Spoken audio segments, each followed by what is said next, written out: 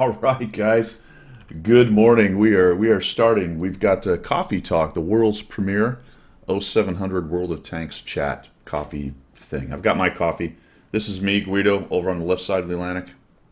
And this is Pilgrim on the correct side of the Atlantic, shilling with a Guido mug. You've got to buy these things, guys. I'm fed up of saying it with a Yeah, cup of tea. I've got my backup mug is the RAF mug. Yeah. God created the RAF because the army needs heroes. That's right. Even the army needs you. I heard it's. You told me it's snowing. Is it snowing there? It is snowing. I live in the flatlands, but it's snowing. So if it's snowing in the flatlands, you can imagine what the mountains are like. But anyway, yeah, it was interesting to wake up this morning and see my car under about 3 foot of snow. And It's also, not 3 feet. well, it's about 6 inches, but you know, it's 3 feet to people who don't get snow. I bet. I bet it's 3 inches. Yeah, it's I bet like it's. dusting. I Like bet dusting. it's 2.5 inches tops. Oh, I had to go out and scrape the yard. What's that horrible about? Absolutely horrible. I just had terrible flashbacks of my youth in Utah and getting woken up at 5 in the morning by my dad and told to put my stuff on and go shovel the drive before school. Yeah. And on bad winters, some winters were good and it didn't snow very much. Some winters were amazing. Especially when I was younger, there seemed to be a period of about 5, 8 years or so where we just got walloped for every year in a row, and it was every other day or every day out shoveling snow off the driveway. And we had a carport, so the driveway went all the way past the house into the backyard, and a big wide carport which was all paved. Yeah. There was one year well, of course I was 10, so I wasn't very tall, but the snow was up above my head where we had Wow. pushed it to the side. Now that was only one year. That wasn't typical. A bit like we've got today then. Yeah, 6 feet every day. Like that. About that much. Do you ever wonder why it was always your job to do the snow? I mean, I was the youngest, but it was always my job to do the crap jobs like that. You know, I mean, my older siblings just whatever did the dishes or something. Oh no! The thing in my house was there was 2 boys and 3 girls. The boys did all the outside chores. It was very traditional. Girls did all the inside chores. I never vacuumed. I never cleaned anything. I did take the trash out, and then if I forgot, I got smacked. Not like in the face. Yeah, But do you see, that's the thing, Guido. That's the thing. My old man used to have. I think we've talked about this. The garden cane. You know, it's a piece of bamboo in the right. garage. It was never to do in the garden. It was to chastise us kids. And Yeah. when he used to go, I'm getting the cane out the garage.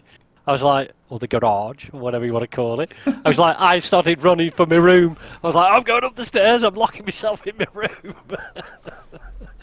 Oh dear. Yeah, we Can't did do all that these days. we did all the everything. Pick all the raking the leaves, the mowing the lawn, Yeah. doing the. My mom would come out and garden, but she planted. We did all the weeding, Wow. all the grunt work. My dad one year, he liked to build gardens, but Utah is on a floodplain. When the Okay. glaciers ended, the water all came down into the valley and lots of rocks. So it's very sandy, rocky soil down in the valley. Right. So it's Right. pretty rich. There's a lot of nutrients, but there's a lot of rocks. So you, Okay. you dig anywhere in the floodplain part where all the sand and the rocks came out, which is where the town I lived in, Roy, was built on top of, Right. was just rocks and sand. And so, you dig down any bit and you had to get the rocks. So he wanted to have a garden. He wanted the rocks gone. So we took these, I don't know, 5 to 8 by 20 to 30 plots along the edge of the house. Yeah. And we dug down about that deep with a Wow. sifter. And we dig the dirt out and we'd sift the rocks out, put them in the wheelbarrow and put the dirt back in to the garden so he could, and it was like an obsession with him. He had to have those rocks out. Wow. That was Did, a 2 summer job of well, I it was going to was say there's two things that come out of that. You could say that's character building, and you could continue the tradition in your own family. But I would probably say it's like the song that Johnny Cash did. He was called Sue. I would say, I ain't gonna call my kid Sue. I don't care. I am not gonna send my kid out to do rocks in the garden. That sounds like jail, Too much, chain gang, doesn't it? too much bloody perspective. Oh dear, oh dear. Oh man, that was a very strange start. We just went into completely random. I don't know. It's due to the snow. I've never seen it like this Yeah, before. 6 feet. It's like this deep. I don't know. All right, guys, what's going on in the channel? 100 Battle Challenge. Actually, I kind of moved a little bit on NA. I walked away a little bit from EU, although I've been playing it on and off. I did yesterday, Pilgrim. Wasn't feeling too great. Had a bit of a stomach issue going on. So I sort of stayed close to home because I was required. And I started playing Artie, and I realized that as I've gone back to some of the campaigns where I hadn't done everything with honor, so I'm starting to move through those. I noticed that a couple hadn't been moving for a while, so I actually paid attention to it. And I noticed that there were 3 of them for 3 different countries, and I think it's the Union one, the one for the 279 early, had splash 2 tanks at a time missions. Right. Okay. Wow. So I that's had Artie Palooza yesterday, and I concentrated the entire time. All I was trying to do was find 2 guys to splash at once. I mean, I must have been the most annoying Artie player yesterday. Yeah, probably. Well, your team was probably like, "Oh, that Artie player's absolutely crap. Look at him; he's bombing the rocks on the dark bits." Oh yeah, man. I'd find 2 or 3 and I'd aim right between them, and I'd do 10 points of damage to each one, but I'd splash 3. I'm like, ah. Superb. Zimbo, thanks for the sub. Good morning to everybody out there. Morning. Bonzi, Randall, Zimbo, of course. Who else is in here? Stickler's in here. And everybody else who hasn't chatted, welcome. Thanks for coming. I appreciate it. Well, Stickler was in here about an hour ago. He was up. He was up at the crack of dawn. Was he? Bless him. He's pre-lubing the coffee, getting ready. Yeah, yeah. He was getting it all. He was obviously doing the job in the kitchen, But that got me to thinking about missions like that for splashing 2 guys. You know what I mean? Yeah. Well, it was all I did. It was very selfish. All I did was play for myself to splash 2 guys, which had very little to do with trying to win the game. Now, once I knocked it out, then I got to it. Yeah. And then at one point I figured, because I did a splash 2 real early in the game, and I said, "Ooh, can I do more than 1? If I do it again, will I get it again?" No, it's only per match. I can only get 1 per match. So I was like, it sucks. Yeah. Oh, shame. You've become a bit of an Artie player then. Oh, the bet. You know what the best one was? It's gonna be a miserable Monday, but I'll tell these guys. I'm sitting in the corner on Ghost Town, Right. and I'm defense. So they're trying to come through the town to that. We're defending that cap that's on the south side of town, kind of sitting at the edge right there. Yeah. So I'm in the corner, and I've got a near dead like 140 or some medium, I think, and then there's an FV 4005, and they're on a corner. So they're doing this. So the medium knows if he comes out, the 4005 kills him. 4005 knows if he comes out, he kills him. And they're both doing this. And then you see the medium start to back up. And I'm like, because I can hit the corner, I can't hit. Yeah. Did you do the indicator? Yeah. Yeah. Okay. So Yeah. I can't go through the building. I have to wait for the 4005 to peak. And I know I can splash him, but he's not quite close enough. And then I see the medium backing out, so I'm assuming that he knows something. I don't know what, because I can't see anything else. But then the 4005 comes charging. Right. And I'm like, ooh, I got him. So I click. And the shell goes in, and boop, boop, I kill 2. Wow. Yeah, he had a medium with him, so he figured one of them would die and the other one would get the guy. And he never lit until he died. That's awesome. Yeah. Awesome. Absolutely awesome. And then you feel slightly dirty because you were artillery too. Well, not to an FV 4005. I'd quite happily take them out all day long. But yeah, to the medium guy, you think, oh, sorry, mate. That's one of those times you click it, you see someone dying, you're like, oh, I got 2 yellow guys. And I'm like, oh, look at that. Now you see the appeal of artillery. I did it from the back line. I've done 6 out from the back line. Well, I mean, it's really just a troll mechanic. If you want to troll, there's almost nothing better. Yeah. You know what I mean? Yeah, I mean, it is true what Nano's saying there. The campaign missions are not team based. Generally, they're not team based. It's all about you doing what you need to do to Yeah, get the mission done, isn't yeah, it? So, yeah. I mean, that you was know, my point. It's just yeah, annoying. You know what I mean? It's yeah. that I know Some of they. them are, the other thing is some of them are so easy, and then the next one is completely unreal. It's there's no balance. It's like "Ugh, this is never going to get done, or it's I don't even notice I did it. Yeah, I don't think a lot of them are built by people who don't really play the game a whole bunch. Oh, do you think? Oh, okay, all right, Yeah, yeah, I guess, yeah, but that'd be about right. yeah. All right. Oh, 100 battle challenge. Where are you at with it now? Then you've still got quite a few to go, haven't you? Yeah, I've got. I don't know. Yeah, I've got a bunch to go. I mean, if we look at the vehicles here and get down to the ones that have 100 battles in, I'm just gonna do it like that. There's a bunch of them at 100. Check it out. All those guys I've net got there. But here we are. So Super Hellcat, and then we got. What I did is I started with the ones that were closest to 100, and I've played the PR and Super Hellcat quite a bit.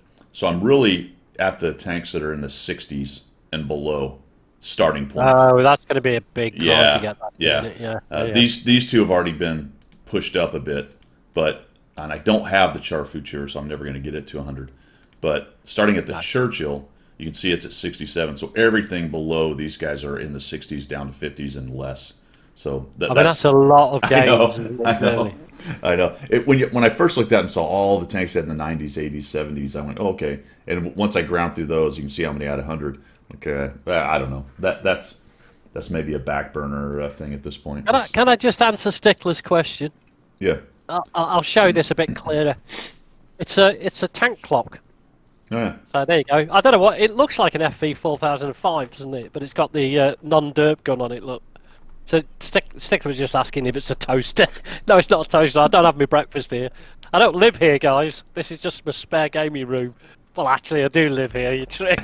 I was gonna say, I do live in this do you want room. to? Yeah, yeah. Do you want to restate that, or do Yeah, no, actually, it's the only room allowed in, really, in the house. She said, that's your room. you want Stay to, in there. do you want to restate that, or just continue with your bald-faced lie? Yeah, this is my life. And nobody in here believes that anyway. All No. right. Operation Chuck, still doing that. I'm going for my 91% on my 8th skill. Chuck's voice, we were discussing this before just a bit. Yeah. There's been some speculation that it's not really his voice, but you have a different opinion apparently. Well, according to some of the CCs who have got voiceovers in the EU, Skill for one, and a couple of the others who've got voiceovers for their characters, there's a distortion somehow when Wargaming upload the voice files. I mean, I'm not a techie, so I don't know, but it gets slightly distorted, possibly because of all the other sound files that are going on in the background, tank noises, ambient noise, etc., etc. So it's quite possibly that it is Chuck's voice, but it's been slightly distorted because some of the CCs in the EU have actually complained to Wargaming saying that doesn't sound anything like me. And if you listen to Skills, it does sound slightly distorted to his normal voice when he streams. So it's Yeah. quite possibly that Chuck did the voiceovers for it. Yeah. Quite possible. It's not very good though, is it? No. Chuck will be annoyed. I hope not. He'll be like, my Be very voice an- doesn't sound like that I'd be guy. very angry. Yeah.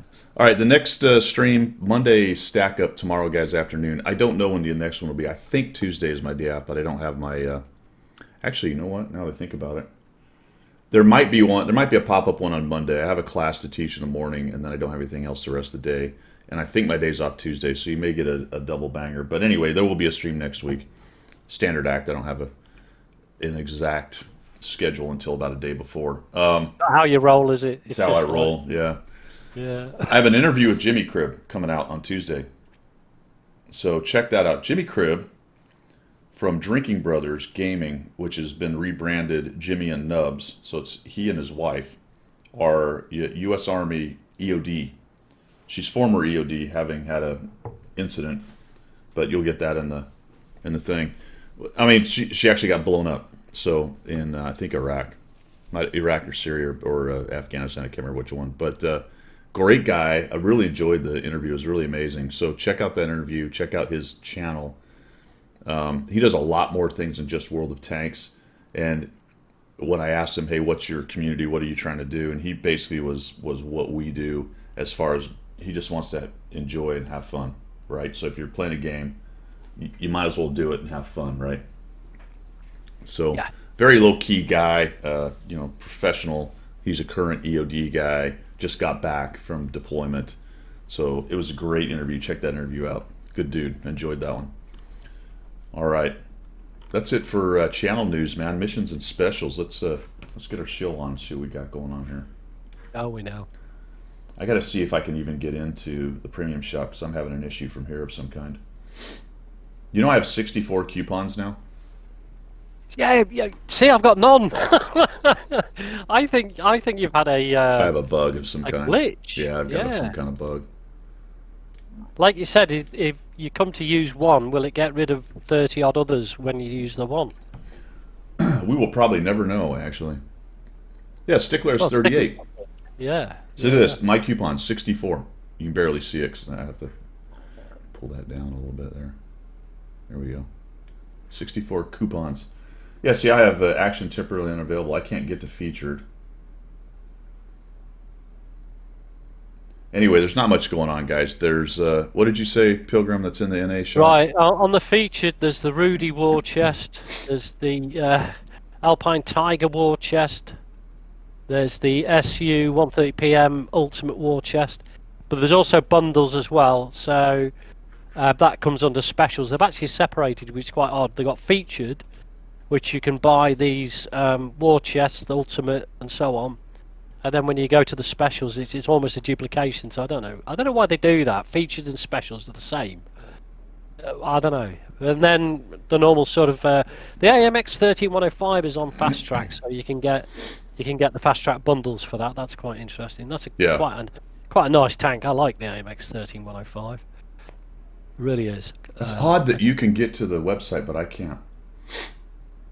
Yeah, considering I'm in the UK and you're closer to Chicago than I am, possibly. Yeah. I mean, I don't know anything. I don't know that much about how the infrastructure works, but I'm assuming it's the same. It's hosted at the same place, so there's something between me and it that's happening that's not happening. You could start to get feeling a little paranoid here if you wanted to, because first of all your credit cards get knocked back, and now your connection to the shop is getting knocked back. They're saying you're a credit risk. Are you are you saying I've been banned from the shop? Yeah, Wargaming go. We're not having him anywhere near it. You know why? Because I'm hoarding 64 coupons and I haven't used them. Yeah. Spend your coupons, will you? Holy crap! Dear. Anyway, well, that's all the shilling I can't do. Well, I mean, if you want more information, the T-34 shielded. In fact, in the specials, it's all war chests. T-34 shielded, and then right at the bottom, I've got the Tiger 131, which is not a bad little package, really. Yeah. But it's still expensive. You know, for when you start to talk about, all right, they call it the ultimate packages, but when you start to talk about $80-90, that's a lot of money, isn't it? Yeah, You know, yeah. for anybody to spend. Yeah. But I guess people must actually spend it. Nothing much on the gold. It's pretty much standard. Premium is absolutely no discounts or anything added to the premium, which are not surprising because we got so much over Christmas. Vehicles. Where are we? Vehicles. I can't shill very much for this. There is the Alpine Tiger. Now, is the Alpine Tiger just the Tiger with a skin? Yeah. It's the 111. It's the 111, which It's is a the skin, WZ 111. There's no difference. It's one of those copy tanks. It's like a black tank or whatever. It's the exact same Okay. thing as a WZ 111. So nothing really special. Well, yeah, it's just got the 3D skin on it. Okay. Yeah. All right, just- and then when you yep. come to specials, it's just repetition of featured. To be honest, Right. I can't see anything in there. All right. Let's see. Missions and stuff. We've got the ×2 weekend going on. This is standard act for a weekend. You get some ×2 crew stuff for being the top 10. There's some combat XP bonuses, so got to pay attention to where those are going when you win them or whatever. Yeah. and some decals. You can get a Korean cat. There are some reserves. That's actually good for the free to play. Make sure if you're going to do it, if you're going to pay attention to this, you at least get through and get your crew free and XP bonuses. These are good ones too, actually, because it's 300% for crew and free and 100% for XP. So those are actually good bonuses among the personal reserves that you can get. Some of the best ones. What else we got going on? For shilling and missions. I'm trying to find. Well, they've got the Italian. They've got a blurb on the Italian heavy tanks, but I think everybody's fairly up to speed with that now, aren't they? Yeah, we'll talk about that in a minute. Those are coming this week, guys. Yeah. Oh, Twitch Well, drops. Nick was saying he can't get into the premium shop either. I think it might be on your end. Yeah. You know, the US end. Okay. I don't know. Maybe the government flipped the switch and we can't get to WOD anymore. Yeah, because it incites. No, let's not. Go Conspiracy TV. All right. Twitch drops. So right now, Yeah. guys, the official World Tanks NA stream, and I think the EU one as well, and the big Daddy Rabbit Watt stream. Right now, the epic drops, I think, are one of the commanders from Team Battles. Is that what they're calling it? Clash, Team Clash, Yeah, and what the Russians call Battle of the Bloggers. Battle of the Bloggers. Yeah. Yeah. Skill, I didn't realise. awesome epic guys, Myland, and one other. Who's the fourth one? Oh, Not Dez. no, there's not Des Gamer. Is it Dez? It's, They say Dez. All right, Dez. There you go. Dez. Cool. So oh, it's the guy with the split face, though, isn't it? Or is that? no, that's awesome epic guys. There's two dudes. Awesome epic guys, right? Yeah, okay, that's a duo. That's kind of like us. Yeah. Well, kind of like us. But maybe we should have a split face. We'd be awesome or Oh. epic or old guys. Yeah. Well, you got Statler, haven't you? Who's going to be Statler? I'm not. We slightly less awesome and epic and older guys. Yeah. All right. The has-beens. See, now I'm just getting depressed because I feel like I'm being attacked by my own partner here. Well, no, I'm the has-been. You're current. You're current because you're. I need to talk about aircraft to you sometime in this stream. Okay. Something about Eagle, something. I'll come to it anyway. I'm having CRS at the moment. Anyway, we'll come to it. Just Warpaint. We'll touch on crew possibly later, mate. All right, you want to talk about the twin-engine, twin-tailed air dominance fighter, the Mighty Eagle? Yes, Oh. right. Screaming Eagles. Right. Okay. Let's go on a tangent. When I was a kid, see, this is how relevant you as a pilot are. When I was a kid, I mean, we were talking. I am now 59 years old, so I must have been about 9. I got an Airfix model of the Screaming Eagle. Now this is 50 years ago. Now it didn't look anything like the Screaming Eagles you see today. I wonder why. So my question is, has the Screaming Eagles, as a generic term in the US Air Force, been around forever, or is it just something new? I don't know. I don't know the answer to that question. Is that a squadron? Or actually? Yeah, That's the 101st Airborne, isn't it? That's what I thought, the 101st Airborne. Because I remember making this Airfix model up, but it didn't look anything like the twin engine, twin tail Screaming Eagle, the F-15C. Well, but the Screaming Eagles is the 101st Light Infantry Division. So that's their nickname.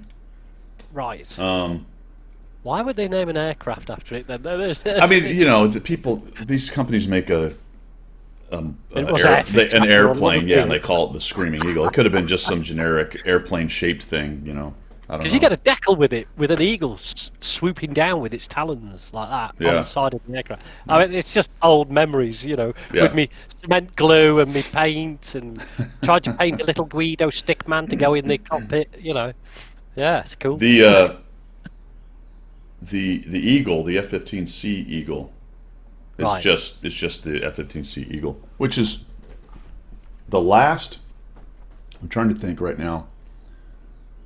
One of the last airplanes that had an official name that the pilots accepted I'm trying to think. Actually, that's not true. The Raptor, they call it the Raptor, but the F-16 they don't call the Falcon.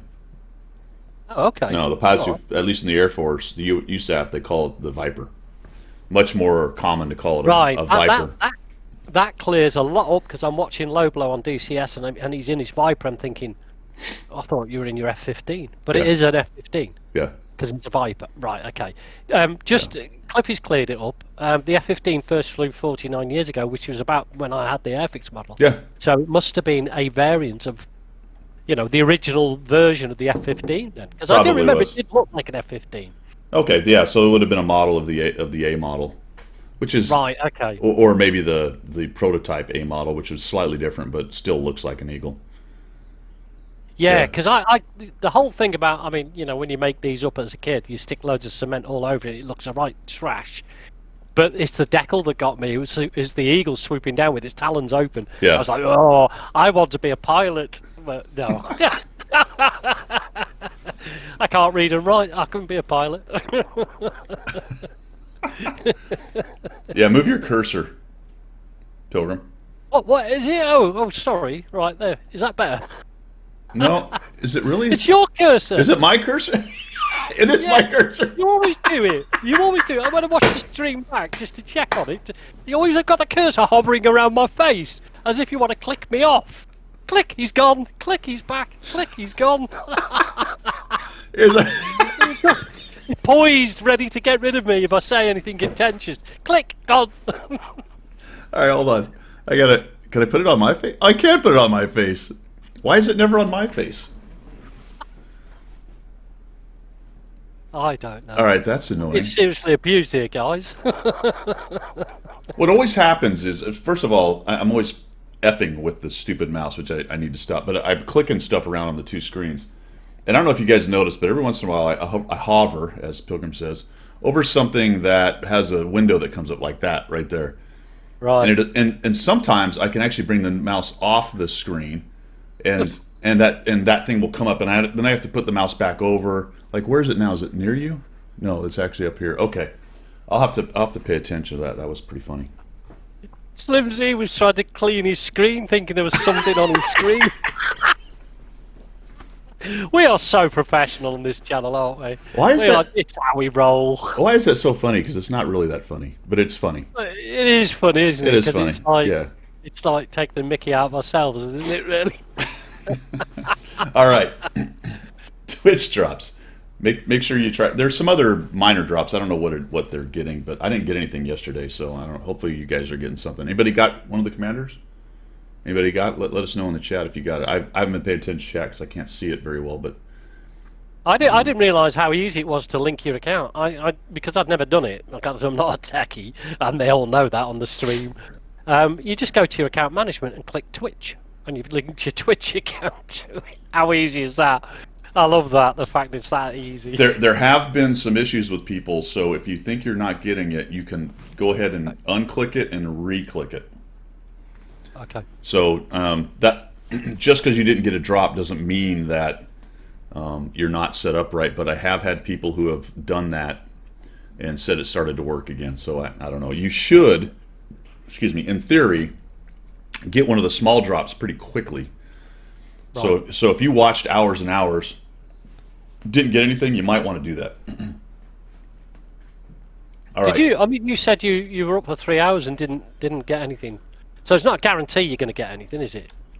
There's not, but I think the odds are so high for this basic drop that you should get one within a couple hours for the basic thing. Okay. Cool. There were a million questions. It was tragic. Commander AF Domo was around, and then I feel bad because it's the guy I always forget his name because he's not around as much online, but he really does a lot of the work there. Crazy Boop. Sorry, Crazy. Oh, Crazy Boop. Yeah. I like it. He does a lot of stuff in the background, but all good people. I've met all of them except for Commander AF. What the hell was I talking about? Well, I'll do a tangent while you're thinking about CRS. Crazy Boop, I platooned with him loads of times. He's really up for it, but he is an arty magnet. I think it's the WGNA. Anybody sees that, they focus. I can't platoon with them anymore because I go, I'll tell you what, I'll platoon with you, but you go over that side of the map and I'll go over this side of the map and you just do what you do. Because it's like everybody focuses on him. Oh, I can't, no, I don't want to platoon with you anymore. You keep getting killed, get me killed. Or the other Oh, way man. around, maybe. So someone just said you're guaranteed 60, 90, and 120. So I guess I'll go reset mine because I don't remember seeing anything. I should have got it in my notifications, but I didn't get anything. So maybe I need to do that. All right, well, there you Okay, go, but I'm guys. not saying you only get one regular drop. Yeah, Queen. but you Yeah, should yeah. get it pretty quickly. You should get the regular Okay. really, really pretty quickly, and it should be noticeable. I'm pretty sure I didn't get one yesterday, so I'll probably have to reset mine. Is that just if you watch the WGNA stream or any stream to do with what? For example, your stream. Okay, good question. When you look at the channels down the bottom in the description where it says blah blah the streamer, and it'll sit for me it says partnered contributor blah blah. There will be a little blue thing down there that says drops enabled. So Okay. so you will Right. know that stream, whatever it is, and it'll be for any game that you play that has drops. That little Right. thing will say drops enabled, which means there's something that is being given away on that one. Cool. Okay. Yeah. Yeah, yeah, Yeah. cool. Yeah. No, I'm up for that. Sim I says think it was any- the North American channel only. Okay, well, I thought it was. I don't think that's true. I thought this week anyway, the EU and the Big Daddy Rabbit one was having drops for the same thing, or was that last week? Yeah, that's the way I read it. I thought it was all servers. He might have been right for yesterday. I know in the last week or so they were going on. A week ago. There you go, Cliffy. Thank you. So that was a week ago for EU. But they're going to have the battle thing is starting tomorrow, I think. No, it's not starting tomorrow. It's sometime next week. It's in conjunction with 1.11.1.1.1.1. Repeating, of course. So Tuesday, Wednesday, maybe. I don't know. Okay. It says next week. Does anybody have any actual date? Do you have an actual date? I've dug around a bit, but I didn't find anything other than next week. So I'm not sure. It's not showing. No, it doesn't say. Okay. So that'll be kind of cool, and we'll have some of that going on NA as well. More information to come on that pretty soon. Holiday extension is still going, guys. So make sure your little blue slots are filled up with whatever tank you want to get your extra stuff for. Keep on doing that. That's always good, especially for the free to play. That's been very useful on my EU account to get a couple tanks going. In addition to that, something I don't pay attention to very much on NA but do on EU is the on track is the STB and the 13105 right now. Yeah, yeah. Well, the 13105 is on track for here as well, for the NA. I like that tank. I think it's a superb tank. Really do. I like the fact that it's so fast. Stickler doesn't want to be the guinea pigs. Well, I don't. This one. Well, I was just about to say this one isn't going to have anything really big, but I guess Platoon 2.0 could be goobered up. Everything Yeah, else is just adding content, so it shouldn't be that big a deal. Hey, Jimmy. Jimmy. All right, I think that's it for. Do we have any more missions special? Dun, dun, dun, 3 tanks to the win. Team Clash. Yeah, Team Clash warm up with Twitch drops. That was what I was talking about right there. Let's go to really quickly. Just check the on track. The STB tank destroyer multipliers on track. 13105. That's the crew experience weekend right there. So I've got my boosters, and it looks like you can do the daily stuff. So that's just gonna be done today. It looks like, yeah. Watt salute, that's for the ID me thing. Heavy tank, multipliers are on track. Light tank, medium tank. Yeah, there's not much going on, guys. That's pretty much it. You got the weekend thing, the on tracks, and the crew experience. That's pretty much it. Fairly Alright. standard because we've had we've had the Christmas special, haven't we? So Yeah. Holy cow. All right, guys. Subjects du jour. Moving on, my friends. Moving on. Let's catch up with chat here. You did it a week ago. NA last night. The 26th for the patch for us. Okay, there you go, Cliffy. Thank you. So that's Tuesday. yeah, I think talking about guinea pigs and that, which Stickler was saying there, I think the NA is invariably the first to get a lot of stuff purely because of that. Because if there's anything, I mean, this is me being cynical. If there's anything going wrong with it, whatever patch it is, then as far as Wargame is concerned, it's the smaller server in numbers that are affected. And I think that stinks, to be honest. But you know, It's sort of a win-win for them, though, if you consider the marketing aspect of it. Because on the one hand, you go, well, we're guinea pigs, but if they continually put out good patches that don't have big problems, all of a sudden people go like, ooh, cool, we get it first, you know. yeah, And it no, works. that's a valid point. Yeah. And it works for them based on what you said, because if there is a problem, it's a smaller group of people that you've pissed off. Because remember, I don't know how many years back it was, there was a big patch that went out on RU, and they had to pause it for a bit. Yes, I remember that. That was that was way back. Yeah, That 4 or was 5 years maybe by now, I 4 or guess. 5 years ago. Yeah. But yeah, there's a big snafu. I remember. I can't remember exactly what it was. Somebody on chat might remember, but it was a huge patch that was dropped out on RU, and it was all goobered up somehow, and they had to actually. I don't think they didn't roll it back, but they actually stopped the update. They paused it, didn't they? They had Yeah. to stop the rollout Yeah. on it until Yeah. they fixed it all. Yep. So Randall says somebody has to be first. Yeah. That's a good point. I mean, I I can't. I mean, I don't mind because of my time difference. It's quite handy that anything that comes out generally gets done in the middle of the night. If I know a patch is coming out, I'll leave my computer on. I'll leave the Wargaming Center up Yeah. and let it do itself in the middle of the night. So when I come to play it the next day, it's all ready to go. Can you So it's cool. I don't mind. can you ban Randall for an hour for bringing common sense into our conversation? Yeah. Yeah, Randall, what's that all about? What? You and your comments. You can't create conspiracies with that kind of thinking. Goodness gracious! All right. Cliffy's just banned him. He was only joking. Oh dear, oh dear. You're giving people too much power, Guido. You need I know. to rein in the power. I know. Okay. Wow. Battle of the Bloggers. Styles for New Italian. So the patch, which we're going to get first, or at the same time, somebody has to be first, is going to come with Italian heavies. And that's going to go off of the P43. Most of you should know this, but if you don't, you're going to be, let's go to the tech tree. You're going to be launching off Italians. You're going to be launching off the P43 BIS. Right. You can see I've got 56,459 experience built up on that. That should be enough. Then you're going to have the 7, 8, 9, and 10. The 7 is going to be a standard heavy. My understanding is pretty mobile, a little bit more armor. The P43 TR is already a fairly heavily armored medium tank. So it's going to be, I think, kind of the analog P43 TR, but being a heavy with slightly more armor kind of idea. Yeah, I read that because it doesn't have the new mechanism, does it? So basically, and because it's almost talking it up as being a heavily armored example of the medium. Yeah, heavy armor, medium heavy, or something like that. Yeah. Fast heavy. Yeah, but it's a single shot, so you won't get the auto loader till you get to the 8, 9, and auto reloader until you get to the 8, 9, and 10. But that's the tank it peels off of, guys, in case you didn't know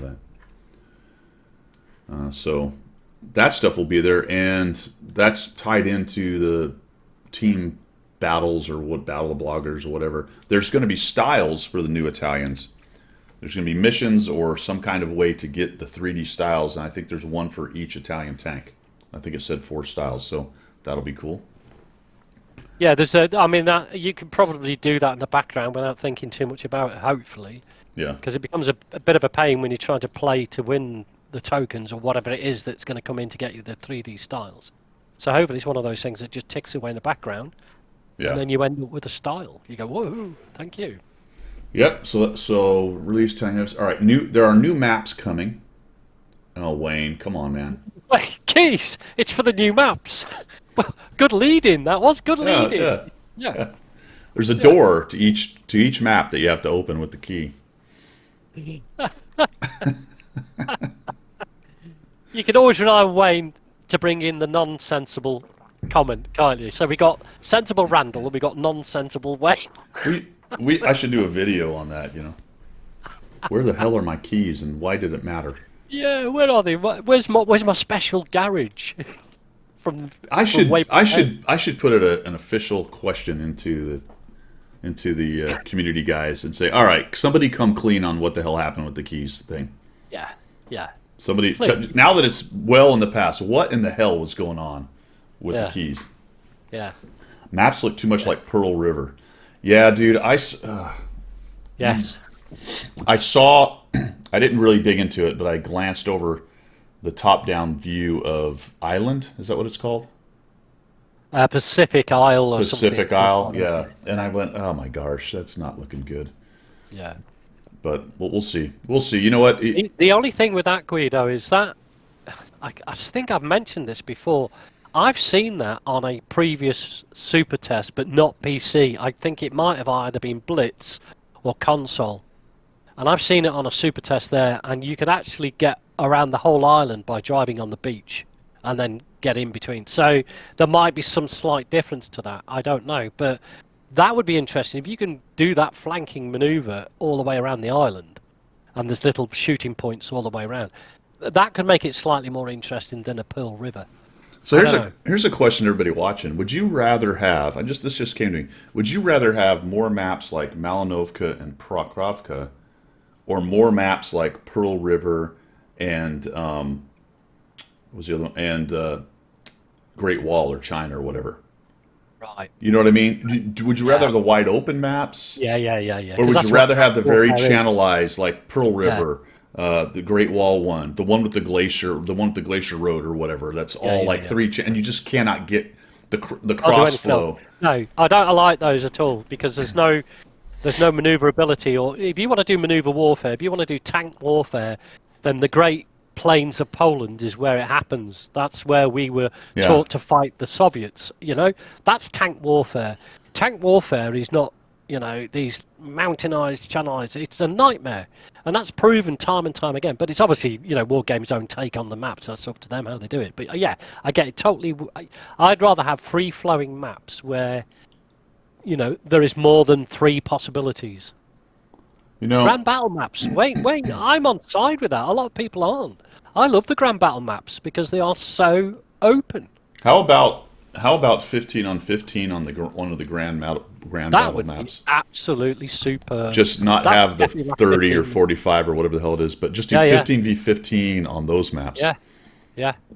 That would be absolutely awesome because that would guarantee you a 15-minute battle. There wouldn't be any 3-minute rollovers on that map. Cliffy makes a good Oh. point about tanks like the T95. It does make that Yeah. miserable. That is very Yeah. true.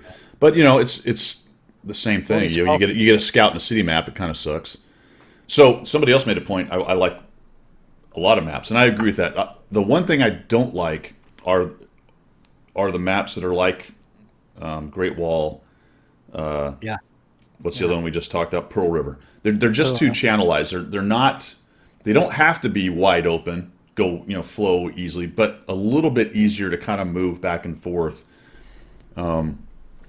I think Yeah. I think for that kind of fight, city maps are where you want to be with roads and stuff like that. Yeah. That's how you can build a map that allows that kind of slugfest. You just have to have Yeah. enough buildings. What was that old one that was just a pure city? Was it Kharkov? And it had the It was beach. really Kharkov. Yeah, Was it Kharkov? It had the beach that went into the water. And then Yes, everything I else think was just that's it, yeah. city. The whole thing was a city. Yes. I know people didn't like that, and for light tanks, it was pretty miserable for sure. But for heavies and TDs, it was really interesting. Stalingrad, maybe, yeah, it might have been Stalingrad. Yeah, maybe it was. Yeah. Kharkov. I thought it was. Yeah, it could have been. Yeah, Cliffy, that's what I'm talking about. I do like variety. I don't want it to all be all one thing or all the other thing, but I do not like the 3-lane thing. It just No. That's not good for this game.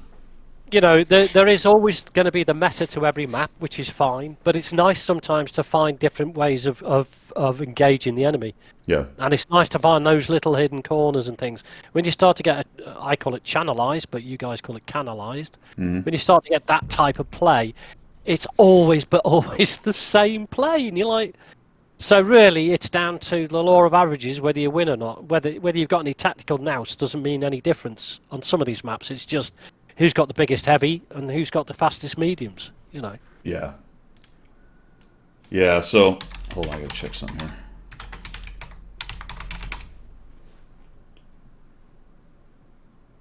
Yeah.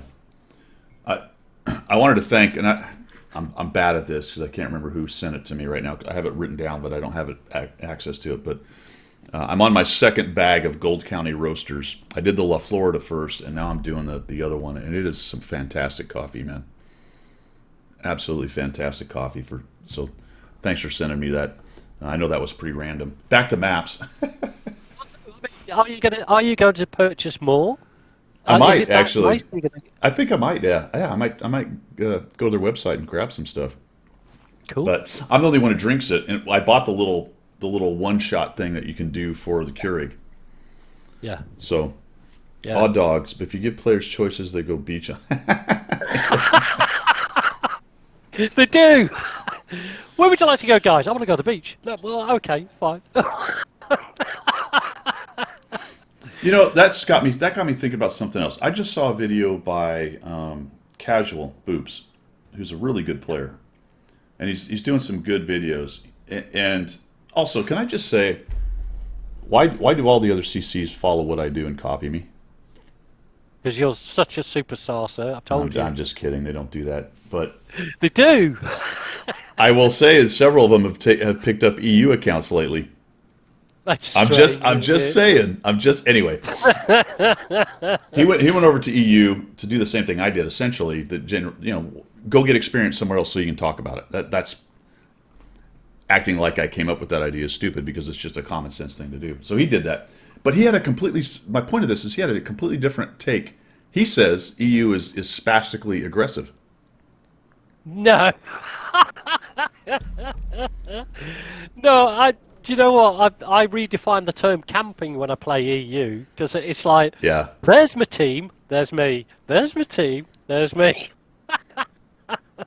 Now I took that and went, okay, maybe I'm wrong.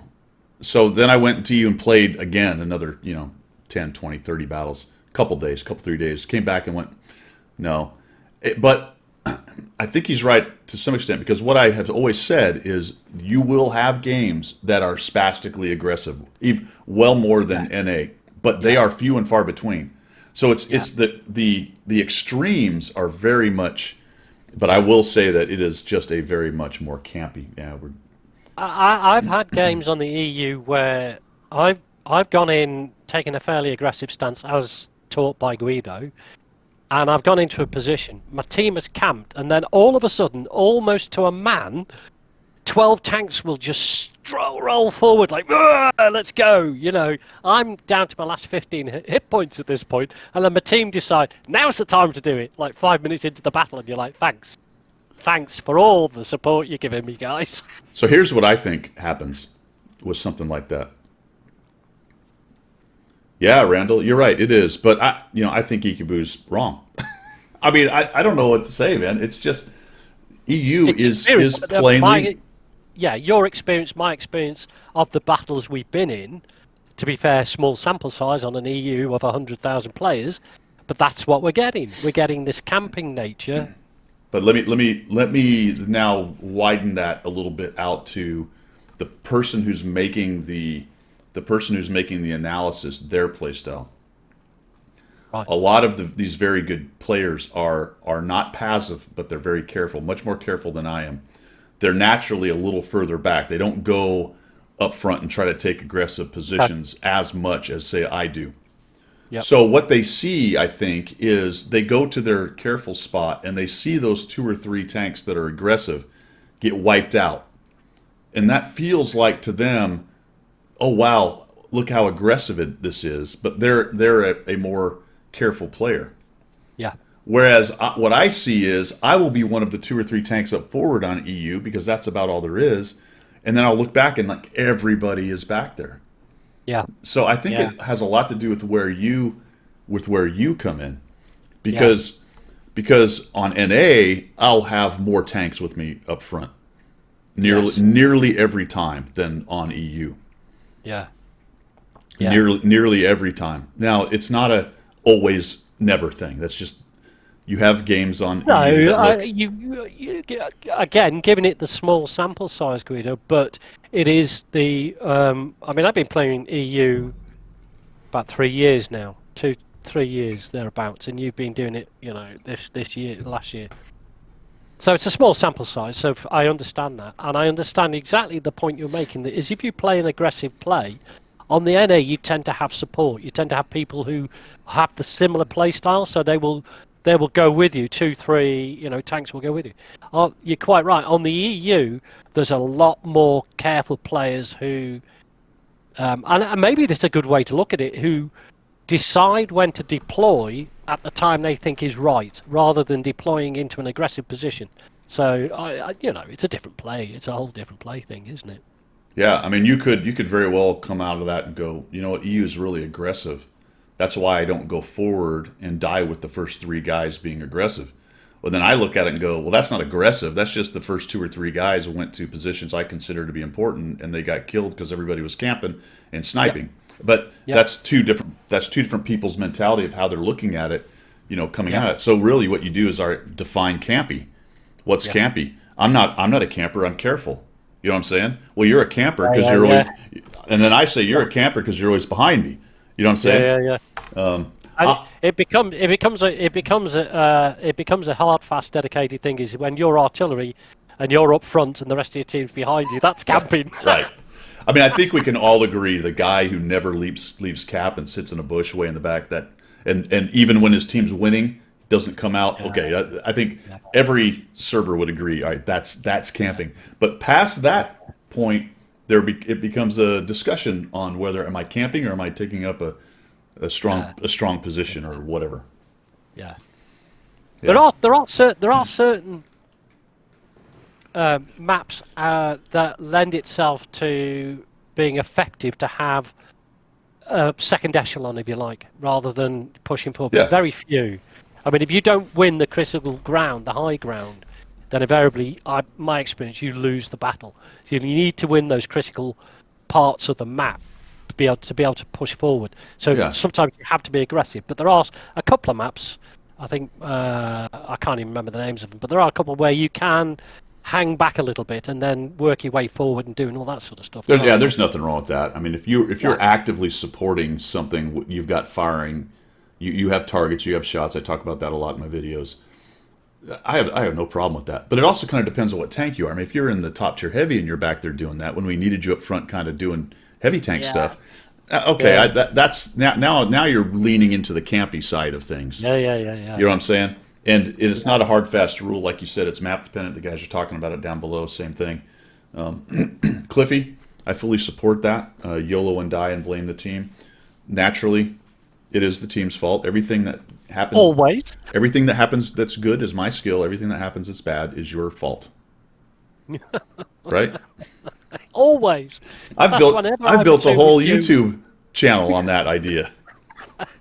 I always blame you and the other guy in the platoon for Yeah. my death Yeah. because I'm the sacrificial Brit. It's always send the Brit in. Let him die first. Look at my videos. It's 6 days of how awesome I am, and and one day about how my team fails me on Monday. Right? That's There you go. That's it, isn't it? Narcissist. all right. I am pretty much the greatest. Wayne, uninstall Nuke. Get good. Yeah, I agree with you. Get good, nub. Get good, nub. 71 AMC. What's happening? Good morning. Military Invitational, guys. I don't have the bandwidth for that. I just didn't get it going. I apologize.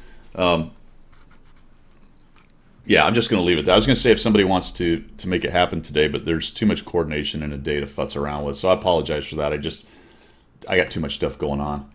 What I should have done at the very beginning is said I'm happy to join anyone's team who wants to try to get me in there, but then I have to commit to something I can't really commit to. So sorry, dudes. I apologize for that. Just wasn't able to turn that corner. Do we want to talk? Let's not talk wheelie video. Let's talk. Here's a little interesting tidbit I found on doing research for today. This year, World of Tanks PC. Actually, I didn't. Yes, I think it's World Tanks PC was ranked 10th in profit for PC games. Really? Yeah. Good grief. So it's clearly dying. Dead in the water. Absolutely dead in the water. Should be number one. It's failed. Well, one of you guys shut the lights out when you leave. Last guy out, Close the turn the door. lights off. Yeah, close the door and lock it. I wish I had a tenth of their profits, I can tell you. Yeah, Crikey. It wouldn't snow in my yard if it was Yeah. if I had that money. there are a lot of PC games released in the last 10 years that wish they ever got to 10th even once.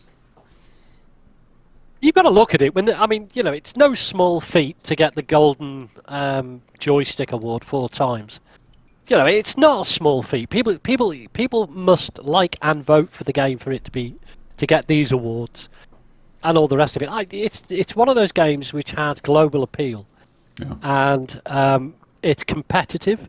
It's mind-blowingly difficult at times. Yeah. But it's also, like we've said before, it's a game of chess. It's not checkers. It's chess, and you have to use a bit of this to progress in the game, Yeah. And I think that's what holds the sway with it. A lot of games. I'm not saying all games. A lot of games you can just press a button and just go, sort of half be there. I mean, DayZ's one, for example. That's a great game. I love it, but it's press W for about half an hour, and then go crazy for about 30 seconds, and then press W for half an hour again. Every time I look at one of those survival games and I read it, I go, "Ooh, it sounds so interesting because you have to survive and you need food." And then you play them for a while and you're like, "This is so fucking boring." Isn't it? I mean, some people love them, right? They just like they want to be down in the weeds and figure out, I need a chicken bone and I need a washer and I needed one screw and a stick and then I can make a car or whatever. Like, Yeah, you can make a castle. and I do agree that that's can be a lot of fun, but at the same time, 3 hours into collecting bottle caps or whatever, I'm looking at you, Fallout 4, whatever it was. You're like, I just spent 4 hours to build a Yeah. shack or whatever the hell you built with it. Yeah. Well, I've neglected wargaming for the last week. I've been catching up on my DayZ, and it's exactly that. I did probably in the region of 8 hours over the week, collecting enough planks of wood and nails to build a base, and I'm still not even there.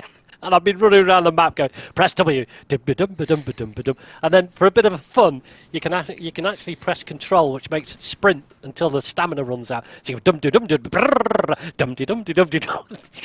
It's like, why? I No watched sense of achievement. Grinny playing 7 Days to Die, which I think is a lot the same. And she was using only spears and things but the 40 minutes I watched, she was going through a house, breaking things and collecting stuff. And every once in a while she'd kill a crappily rendered zombie Yeah. and then collect more shit. And I'm like, okay. Oh, dear. I don't know. I mean, it's fun. It's a break. Yeah. This will make Twitch laugh. It's actually it's less stressful than World of Tanks for me. So when I get stressed out by World of Tanks, I go do DayZ. But I tell you what, my house general, she's really bad for this.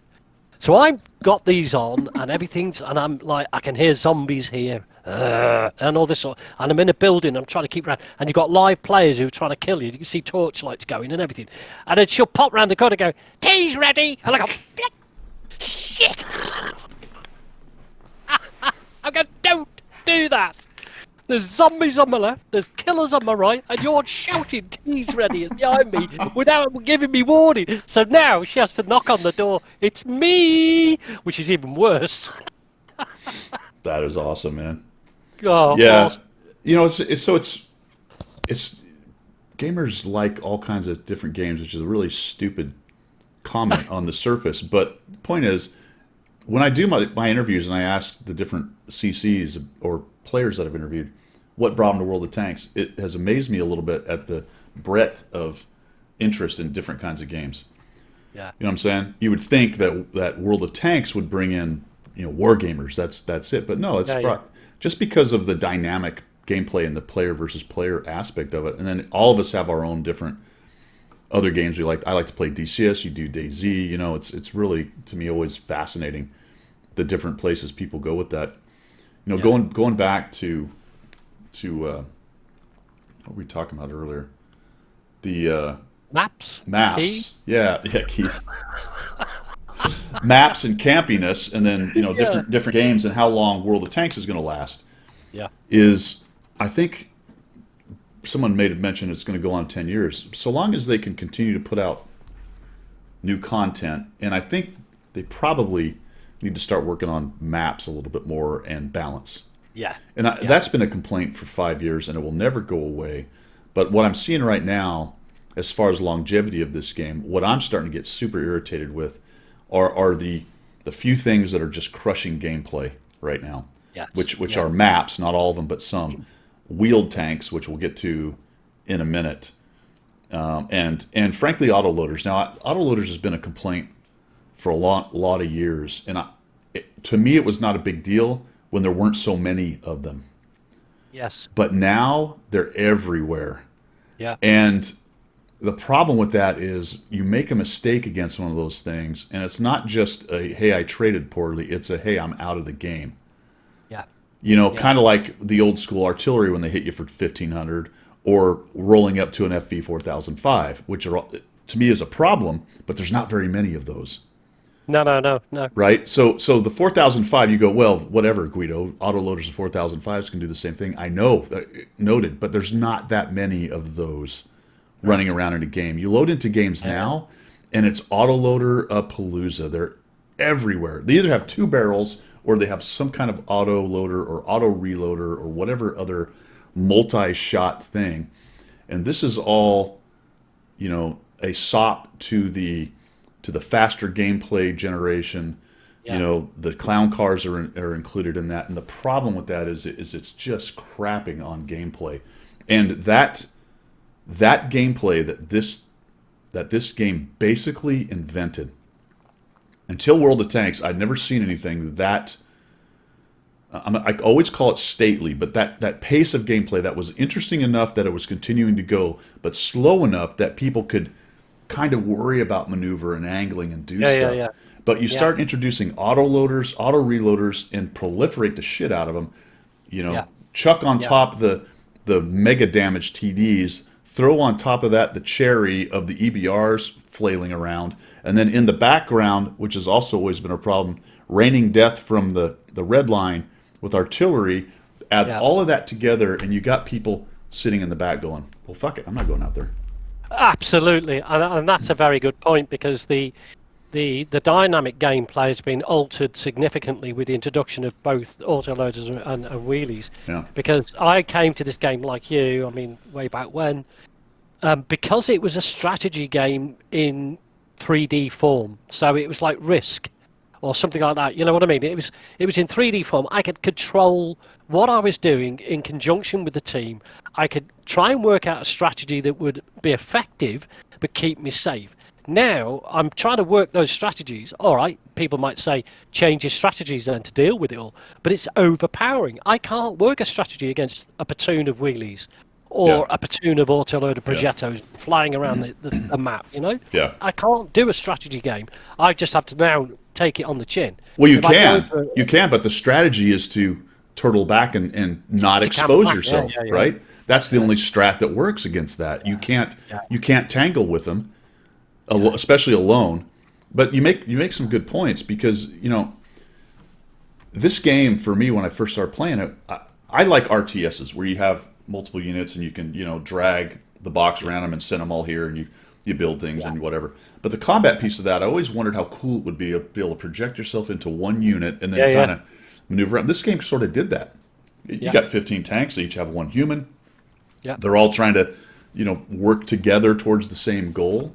And the pace of it was very interesting. And it worked really well for them, especially when back in the day when the Russians were really on potato computers, that slower gameplay pace helped them a lot to bring in people with lower end stuff.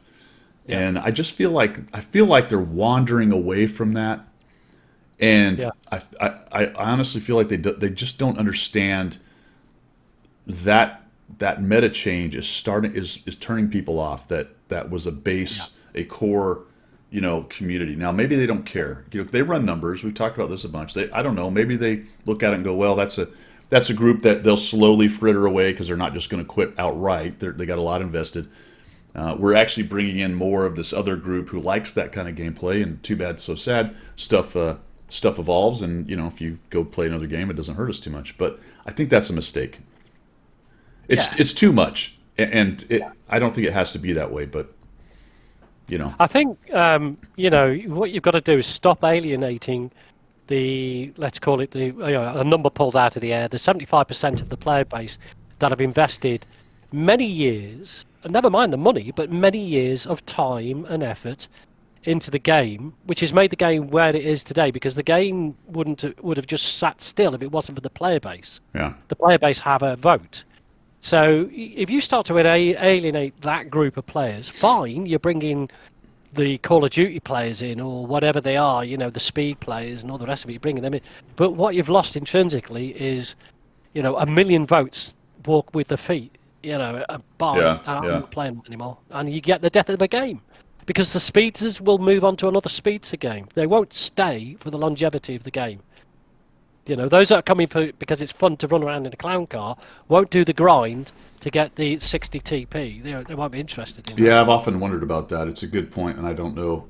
I don't really have an opinion on it necessarily, but it's a good point. You get people the flavor of the day. The FPS players are historically fickle, and it's Yeah. on to the next FPS. And FPSs don't tend to last. Some do for a while, but Fortnite was a big thing. Now it's something else. It's Yeah. the next new Well, remember, thing. Grand Theft Auto was like massive.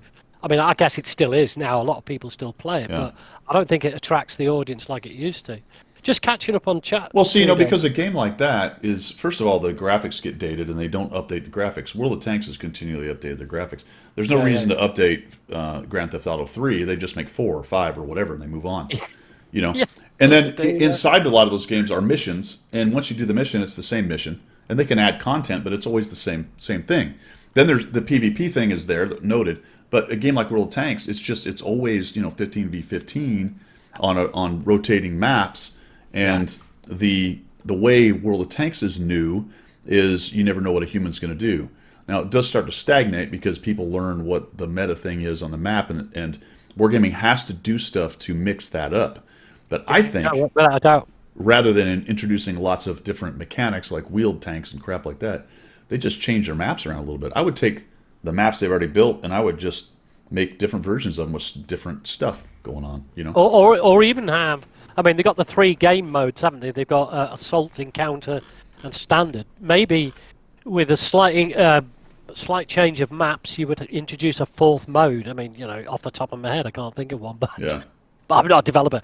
A different mode where, I don't know. It's difficult, I guess. And like Randall says, a good point there. You need to change things, shake things Yeah, up a bit. absolutely. Yeah, yeah. But not a massive sledgehammer shake-up. That's I think our take on this whole thing of everything that they're doing. Incremental changes that affect the gameplay in incremental steps, as opposed to take this gameplay, smash it into the wall. Here's a new one, or Yeah. whatever it might be. I don't know. I don't know. That's a good thing. Oh, yeah, Cliff, yeah, absolutely. That's an example, I think, of what Pilgrim was just talking about. They added an encounter to a couple different maps. I'm just going to go back to it. I think you take some of your older maps, and what I think would be really good is if they were able to create some kind of dynamic map maker, or at least make 10, 15 iterations of a map with very small changes. Change a rock position, change an angle of a building, anything just to change it up a little bit, so you're really not sure which one you're getting when you load into it, and force people to sort of react in the situation by have these pre-planned places they go to. Just get more options, I guess, more options out there. So I don't know. That's kind of where I'm coming at with that. All right, watch demise wheelie video. I guess we sort of covered some of that. I got a pretty good reaction from you guys in the wheelie video, so I do appreciate it. I was telling Pilgrim before we started, I think my favorite comment, and I don't know if that person's here or not, but said something like they were watching the video and their wife came into the room and said, "Oh, is that a new YouTube channel?" The guy said, "Yeah," and the wife watched it for a minute. And she said, "He's not very dramatic, is he?" His response was classic, though. Yeah, That's and the he point. said, "Yeah," I said, "That's the point." So thank you. Someone got the point. I like it. Yeah, cool. Non-dramatic. I should make a very dramatic video next. Well, yeah, you'd have to wear some silly garb, wouldn't you? You'd have to, you'd have to Yeah. have horns or something. So anyway, I'm not very dramatic. I think we just covered everything about the wheelie stuff without getting into the details. But if you're interested in my take on the wheeled tanks, actually let's do cover it a little bit because it's something people don't talk about, and I think it's really important to game design. So it's big. It's interesting to me in a larger context than just World of Tanks, but it certainly applies to World of Tanks.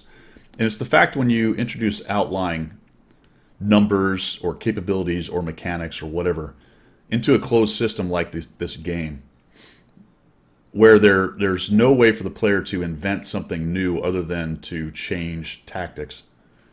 When you add those outline mechanics into it, players learn how to leverage them. That's what they do. When you release content into the wild, you don't really have control over what players do with it. You can react to what they do with it, but you don't know where it's going to go. In the case of wheelies, the biggest thing that was added in capability to those is that they don't stop. Yes. I mean, absolutely. imagine if the tracked light tanks were unable to be tracked. Yeah, How would that go? That would be very, very bad for the game. absolutely. Let's take all scouts and remove the ability for them to be tracked so they can scout and continue to move. And let's even take those tracked scouts and we'll reduce their view range a little bit. We won't do anything but make them not be able to be tracked, and we'll reduce their view range. How would that go? I mean, I think it's pretty obvious, right? That one outlier mechanic doesn't fit into the scheme of the game as it's designed. Just like shots from the red line with artillery doesn't fit into the scheme of the game, because it's a mechanic that doesn't match the rest of the game, and it gives players a capability that is too much for the game design. Yeah. There's other things on the wheeled tanks too, the weird bounces, the tires eating shots, and all that kind of stuff. But bottom line, you cannot over dramatize or overestimate the capability that not getting stopped gives wheeled tanks.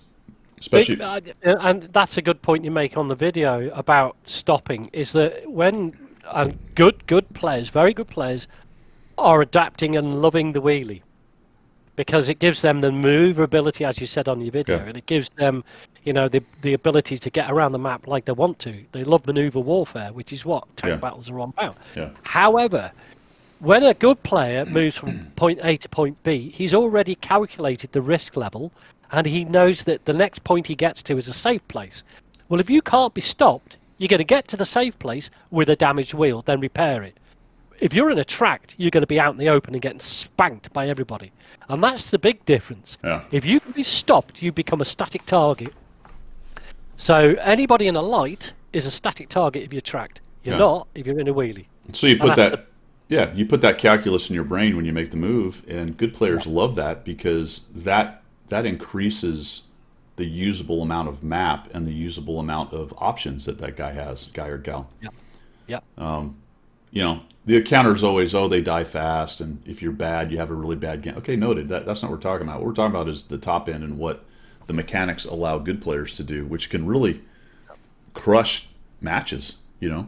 You look, and I've been playing a lot of Manicore, and it's not the greatest light tank, even though I say it all the time because it's fun to say. It's right in the middle. It's not the worst. It's certainly not the worst. Look at the stats. It's definitely not the worst. But it wouldn't matter what tier 10 you're fighting in. A couple of them do better than others. Like the LT100 can hold its own against the wheeled tanks if you can keep the front armor to it. But the point is, those things are they're a nightmare if you're in another light tank. Yeah. Yeah. You can't do an active role in another light. Whenever I see a platoon team makeup at the beginning of the battle, as taught by Guido, check out the teams. As soon as I see 2 or 3 EBRs or 2 or 3, FL10s, whatever they are, I'm like, oh, I can't operate my light in the way that I want to, and the way that the game has designed it to, because I've got a platoon of EBRs or I've got 2 EBRs on the opposite team. I have to take that into account. So yes, I adapt my gameplay to that, but I'm not benefiting my team now because I'm not spotting like I'm supposed to in my light, and I'm not getting around the map so much. So it does affect gameplay. Well, and Howie, he has a reaction I think a lot of players do. That he's just, I bet you do bother. I get what you're saying.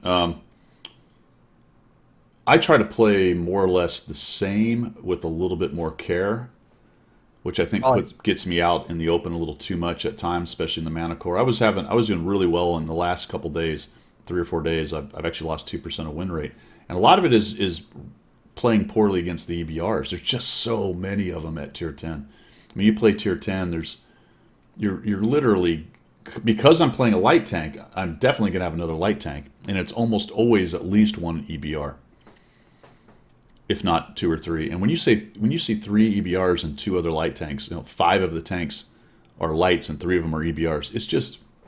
It's mental. Yeah. It's going to be, and if it's any kind of decently open map, it's just a rage fest. There's people going every direction. It is madness, isn't it? Yeah. I think maybe what part of the solution, and I understand everything you said. I think with all the auto aim, the not being able to stop them and so on. Maybe they should take that wheeled tank out of the light tank class and just have a wheeled tank class. That would reduce the numbers available on the matchmaker and give it its own particular class, so you could end up only having 1 per side or 2 per side or whatever it might be. And do like they've done with the artillery, is not allow them to platoon up in 3s. Or maybe that's an answer that would just some way reduce their impact on the game. I don't know. That drives me crazy though, man. And I understand what you're saying, and I agree that it would be a solution. The problem with that, and that's what they've done with artillery and several other tanks in the game, the problem with that is it doesn't address the actual problem. The problem is the tank's stats and speed. It's auto aim. Somebody mentioned it. The magic auto aim not being tracked. And I know they know that. You know what I mean? But they just refuse to adjust tanks. They just refuse to adjust tanks in a timely manner. I know they talk about having numbers and doing all this stuff. I don't buy it, man. It's very obvious that multiple tanks need adjustments. We can talk about the 279 early and the Chieftain, the 907. We can talk about the premiums that are clearly better. Those are other issues, because you're talking about making money and reward tanks and all the other crap that's wrapped around it. But when you talk about game balance, the pure refusal to adjust the numbers on things that are overperforming or that are having a negative impact on the gameplay, whether they're overperforming or not. Although the EBRs are, I think, #1 win rate on most of the servers. I looked at it the other day, and we talked about last week how many times they're played. They're played head and shoulders above any other light tank. Oh, okay. Well, I mean, that bears out the truth, and because if they're played that much, people are getting the right results out of the games that they want. Yeah. So they will continue to play them. Continue. See, Randall, I hear that a lot, and I think it's a cop-out. Yeah. You have to gather stats. I agree, but it can't be all stats-based, because you have to look at what the players are saying and how the games are going. And not a lot of the developers, I think, play the game at a very high level. So I really don't think they have a great understanding. I know they have some, and they listen to some of the big CCs to some extent, over especially on EU and RU. I don't know. There's a lot to that stat thing. See, one of the interesting thing is they go, we need numbers, we need stats, we need this, and then you bring up a stat and like, well, here's the reason why that stat doesn't apply. I'm like, oh, okay. You know what I mean? We can do that all day long. For example, the British lights, they perform fine. And then people say, yeah, but was a rabbit. It's just yeah, but. Well, there's the numbers. Well, it's a small sample size. Oh, for fuck's sake. It's... Yeah, exactly. Exactly. I mean, you can... you speak to any statistician, you can massage stats to fit anything you want. and I'm not saying that anybody's doing that, but what I can say is that you could take stats and make it look like this, or the same set of stats and it'll look like that. It depends how you feed that information and how you present it. So all we are doing at this level is genuine players playing the game and feeling like the game is altered in a way that maybe we're just too old to change. All right. But I don't think it's that. I think it's we can see the effect it has on the game. So Major Tom makes a good point. I'm gonna put this together. So here, there's a difference between the tank's win rate and its effect, or its effect or effectiveness in the battle. You might go, well, it's just pure win rate. That's its effectiveness. Well, not necessarily, because EBRs have changed the meta, regardless of whether their win rate was 47% or 53%. By the way, it happens to be like 53%. The EBRs are at the top. Yeah. They are. Just go look at them. They're at the top, one or two in every server. Just take it. That's just the truth. They're also the most played light tank. So the numbers for EBRs needing a nerf, as far as the numbers go, are there. There's also a difference between how gameplay is affected by the EBRs. If the EBRs were 47%, they would still have a negative impact on the games right now. They just would, because of the way they're played. Yeah. Now, in the case of the Leo, this is another good example of that. They buffed it until its gun was absolutely amazing. But what does the Leo not have that other top mediums have? Pilgrim, I'll throw that at you. Well, it's armor. Doesn't have turret armor. Yeah. It doesn't have turret armor. No. Turret armor is what matters in the game, because of the way the maps are designed and the height of the debris fields and the places to hide and the folds in the game, and the turret armor is what matters. Yep. That's why it can't win. I mean, how many times have you come across a British medium or heavy like the Conqueror who's hulled down and he's poking over a ridge and you cannot penetrate its turret, unless you feed gold in there and look for those weak spots? How many times you've come across that? The game is designed about being able to play from snipe positions as well as have the brawling thing and have the ability to maintain a level of defense by being in that position. So absolutely, the Leo doesn't have that. So you have to be a long-range, very accurate sniper. Yeah. The Leo is a second-line support medium tank. That's it. But that's difficult end game to mid and end game and to preserve hit points, because ridge sniping and hiding behind debris and poking, trading correctly and all that, the Russian mediums excel at that because their turret is good. Yeah. And we can start to neck down the accuracy, but once you get to a certain point, I don't know, 0.3 accuracy somewhere in there, it doesn't make a whole lot of difference. It's more or less the same. And the Leopard just doesn't have the turret armor, which with that period dot, it just isn't designed. You said the game was designed that way. I don't know necessarily if that's true, but it is certainly the way it's developed over the years. You know what I'm saying? Right. Yeah. So you would not design a map with cover that's 3 times higher than the tanks, just as a stupid example, right? No, yeah, but I get what you're saying. Yeah, so it's going to be at a level where most tanks can kind of peak out, and you notice they always trail off a little bit, so nearly everybody can use it, But so what if you can use it? If you're a Leopard 1, you poke out with that turret, you're taking a hit. Exactly. You know what I mean? So exactly. And because the maps are relatively small, and at tier 10, vision saturation is a thing. You can say, "Ooh, I'm a second-line sniper," but as long as you got enough tanks alive, shielding you from getting the enemy too close, that's great. And exactly that. You need the spotters.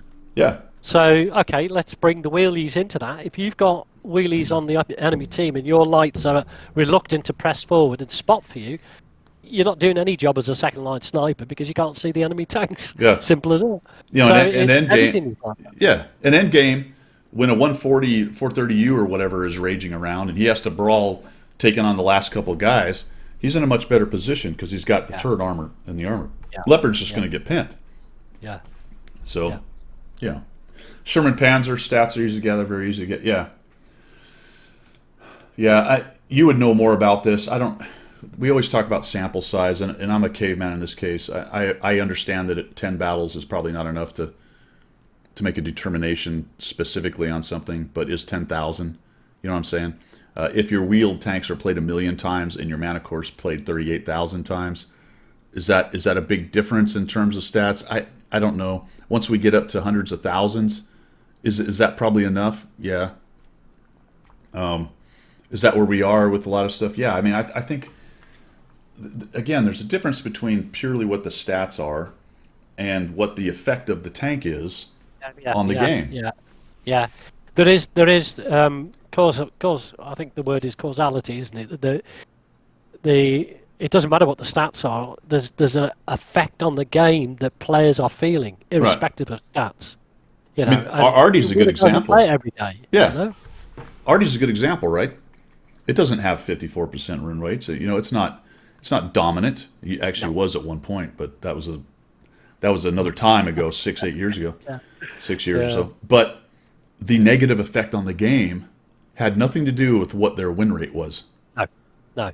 So, right off the bat, Wargaming sees that apparently because they did change artillery because of the negative effect on the game. So don't, and I think Sherman said it is a cop-out. Don't tell me you need to gather stats before you change something that's clearly having a negative effect on the game. That's BS. Exactly. I mean, I appreciate their feedback. Wargaming's feedback, predominantly, I would suggest, comes not from them playing the game, but they must scan the forums and read everything that is being put out there. That's how they get their feedback. Because, I mean, for example, the surveys that you and I have done, which have no bearing whatsoever on the game, and then they ask you your age at the very last question. You know, they can't take that feedback as you know, a complete parameter of the whole game. They must look at the forums and they must see the effect this is having on player base. They must, for anything they introduced. I would suggest that you'd be stupid as a company not to look at this feedback, because it's genuine feedback, most of it. Yeah. You know, and take it into account. Surely, you know, am I being optimistic here? Well, it's a damned if you do and damned if you don't. You know, if you just looked at the stats, you would buff artillery tomorrow. Exactly. You're right. Yeah. It's underperforming win rate, but so that makes me understand that they do understand all this that we're talking about, and ultimately for me, I wish they'd be more honest about it. You know what I mean? This boilerplate, and I know this is they have corporate talking points. You know what I'm saying? And when they are asked directly, that say they do a Q&A or something, they're asked about a certain thing. The boilerplate answer, obviously, is we have to have enough stats to do something about it. And they never explain that. There's no context to it. There's no follow-on questions usually, which is one of my biggest problems with these Q&As. You're never really allowed to dig down. You always get the boilerplate answer and then off we go kind of thing. Follow-ups are very dangerous, and they don't like to give employees, corporations, even the Air Force and the Army. You've seen it. Anytime you were you ever allowed to interact with the press at all? Occasionally on my UN tours, but you know my reputation. They wouldn't let me free with the press. You used to have a security officer stood behind me, sort of like holding my ear. Yeah. Right, remember what you say. I mean, every wing size in the Air Force has a personal public affairs officer, a person whose job it is to package the message. And if you're going to do something, you have to go to them first. Go, hey, I'm talking to the press about whatever. Even if I went down and I was going to go talk to my church or something, a lot of times, depending on how big the crowd was going to be and what the event was, they would they wouldn't feed you what to say, but they'd give you a quick brief. All right, here's let's talk about this, whatever. To think Soviet now, I'm starting to think commissionaires be mounted with every single unit. You know.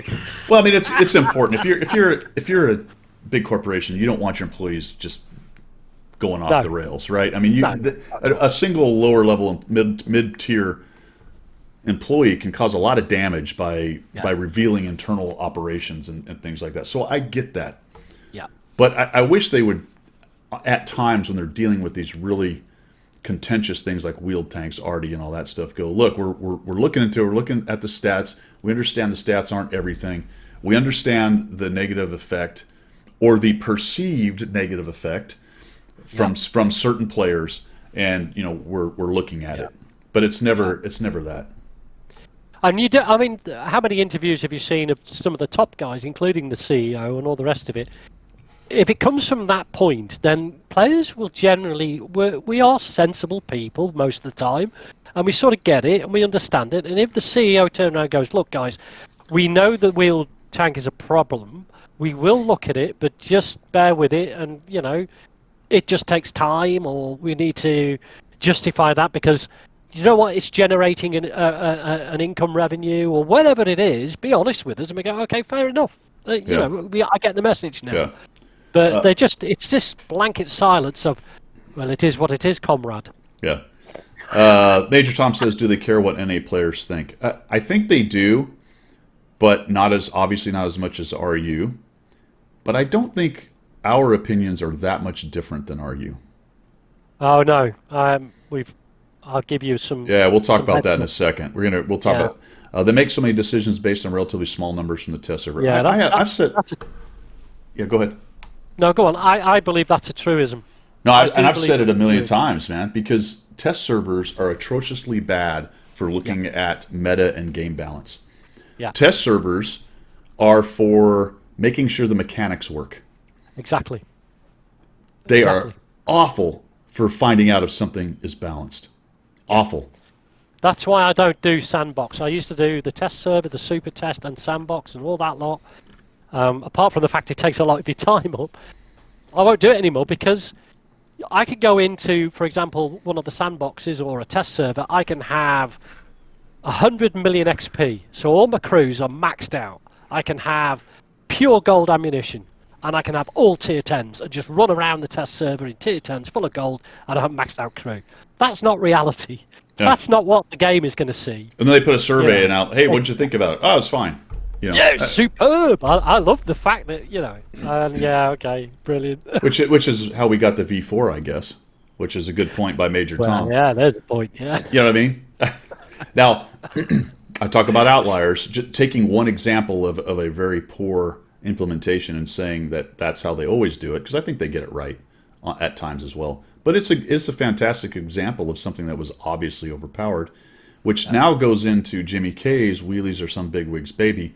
That was always the rumor on the V4 that was somebody's pet, and they knew it was overpowered, and they put it in anyway. Now it's total conspiracy kind of thing, but you have to look at it and go, all right, what were the reasons that the V4 was put in so blatantly overpowered? Everybody knew it. It was not a secret that this thing from the very beginning, looking at the numbers, was ridiculous, and that it was proven in game. You know, sometimes you get these new ones, you look at it, it's overpowered. We've all seen the videos. The game is going to end because the IS-3A, blah, blah, blah, blah, blah. But in the case of the V4, it was very true. Everyone saw it, and it was very obviously overpowered. So what was the reason? Pure incompetence? I don't really buy that. No, I think you're quite right. It had to be somebody's pet favorite. You know, it was like, oh, look at this. Well, to be fair, they did nerf it. They've got now tiny little hit points above the lights on the arm. It's still overperforming. It's still over. I won't necessarily call it overpowered, but it is overperforming. It's a pain to deal with. But it's not. Well, it's one of the few TDs you can brawl with. You know, you've got enough armor, you can go in and brawl, which is like, you know, I mean, I don't expect TDs to sit in the red line, but at the end of the day, what it shouldn't be able to do is like for like with a heavy. It shouldn't have any, you know, you shouldn't be able to do that, which it can. Do you remember what they said about it when everyone was wailing about it and pissed? No, go on. No, we need to gather the stats. Oh, yes, they did. Yes, they did. They did say yes. It went on for 6 months, this ridiculous, asinine. Oh, dear. Tier 10 games were covered in these things. There was 3 to 4 to 5 in a game. It was insane. Yeah. No, I haven't done particularly very well in it. I've only got a high 40-odd%. In fact, I think it's 48%. Mine's terrible too. I guess that's just the way I play it. You know, I just leave myself open for those easy shots, I guess. But I don't play it like a TD. I just roll in like a heavy. Hey, let's go. Let's do it. You know, and then realise, oh, hang on a minute. Yeah. Yeah, Wayne, the IS. Remember when the IS-3 was going to destroy the Yeah, game? ruined the game. Yeah. Ruined the game. No- Talking about that, right? Complete tangent. Bisonti C45. I've played my first few games in it this yesterday. I have never had so much fun in all my life. Now, I don't know. I get autoloaders and all the rest of it. We've discussed this, but I've never had so much fun in all my life. When things like VKs come up to you and think they can just roll you, and I'm just taking lumps out of them. And Endgame on one battle was so much fun because I've been dueling this VK all the way through, and I think there were down to 3 enemy tanks left. We still had 5 or 6. One of those rare games where it was balanced. And I backed off round the corner because I was reloading. He come trundling after me as fast as he could. And I just reclipped him. Bang, bang, bang, bye. I love the Basanti C45. Pilgrim, you got to Yes. be part of the solution, not the problem. No, I know, but it was just a one-off. I won't play it again now. It was just Oh fun. yeah, right. You know what though? That's a fantastic input because that's why we all like those tanks. That's why we like e-bears. That's why we like auto loaders. It's why people like auto reloaders. You know, it's true. They are fun when you can just absolutely crush things. But there's a difference between, is it fun and is it good for the game? Yeah, exactly You know? that. I mean, I totally. I mean, if I was that VK player, I would have been spitting feathers because I would have been like, "Oh, I hate this guy in this auto reloader." Then there's the opposite argument is, well, Guido, you're an anachronism. Your time has passed. Then, if that's the gameplay you desire, well, it doesn't exist anymore. Okay, well, I guess so. Maybe that's just the way it is. I don't think, knowing you and knowing a lot of the players through the game, I don't think any of us are that set in concrete. I think we are fairly flexible, and and again, I don't bang on about the military, but it does teach you to be flexible. I'm more than happy to learn something new in this game, but the overall effect has to be a positive. It can't be the negatives that. And this is not me saying it should be the same and never change. It's me Yeah, saying incremental changes are great. Incremental new ways of fighting the battle are great, but not have something that completely changes the whole thing in a like that. I mean, yeah. that's just madness. Madness in itself. Well, the good news for you and I is it gives us something to talk about. It does, doesn't it? I Yeah, it makes mean, coffee talk if we interesting. if we I sat think here this is and the third week on the run. if we sat here and banged on about how perfectly balanced the game was, that'd be boring as hell. Wouldn't it just? Yeah, Wait a we minute, probably only get about 10 viewers instead of 25. boring. Boring girl. Crap, I'm out of coffee. Right. All You right, want a coffee break? yeah, let's do that. Let's take a quick break, guys. We've been out for a bit. We're almost done, but just give me a second to see a man about a horse, and we'll be back 5 minutes, guys. Give me just a few minutes here, as soon as I figure out how to do this. I just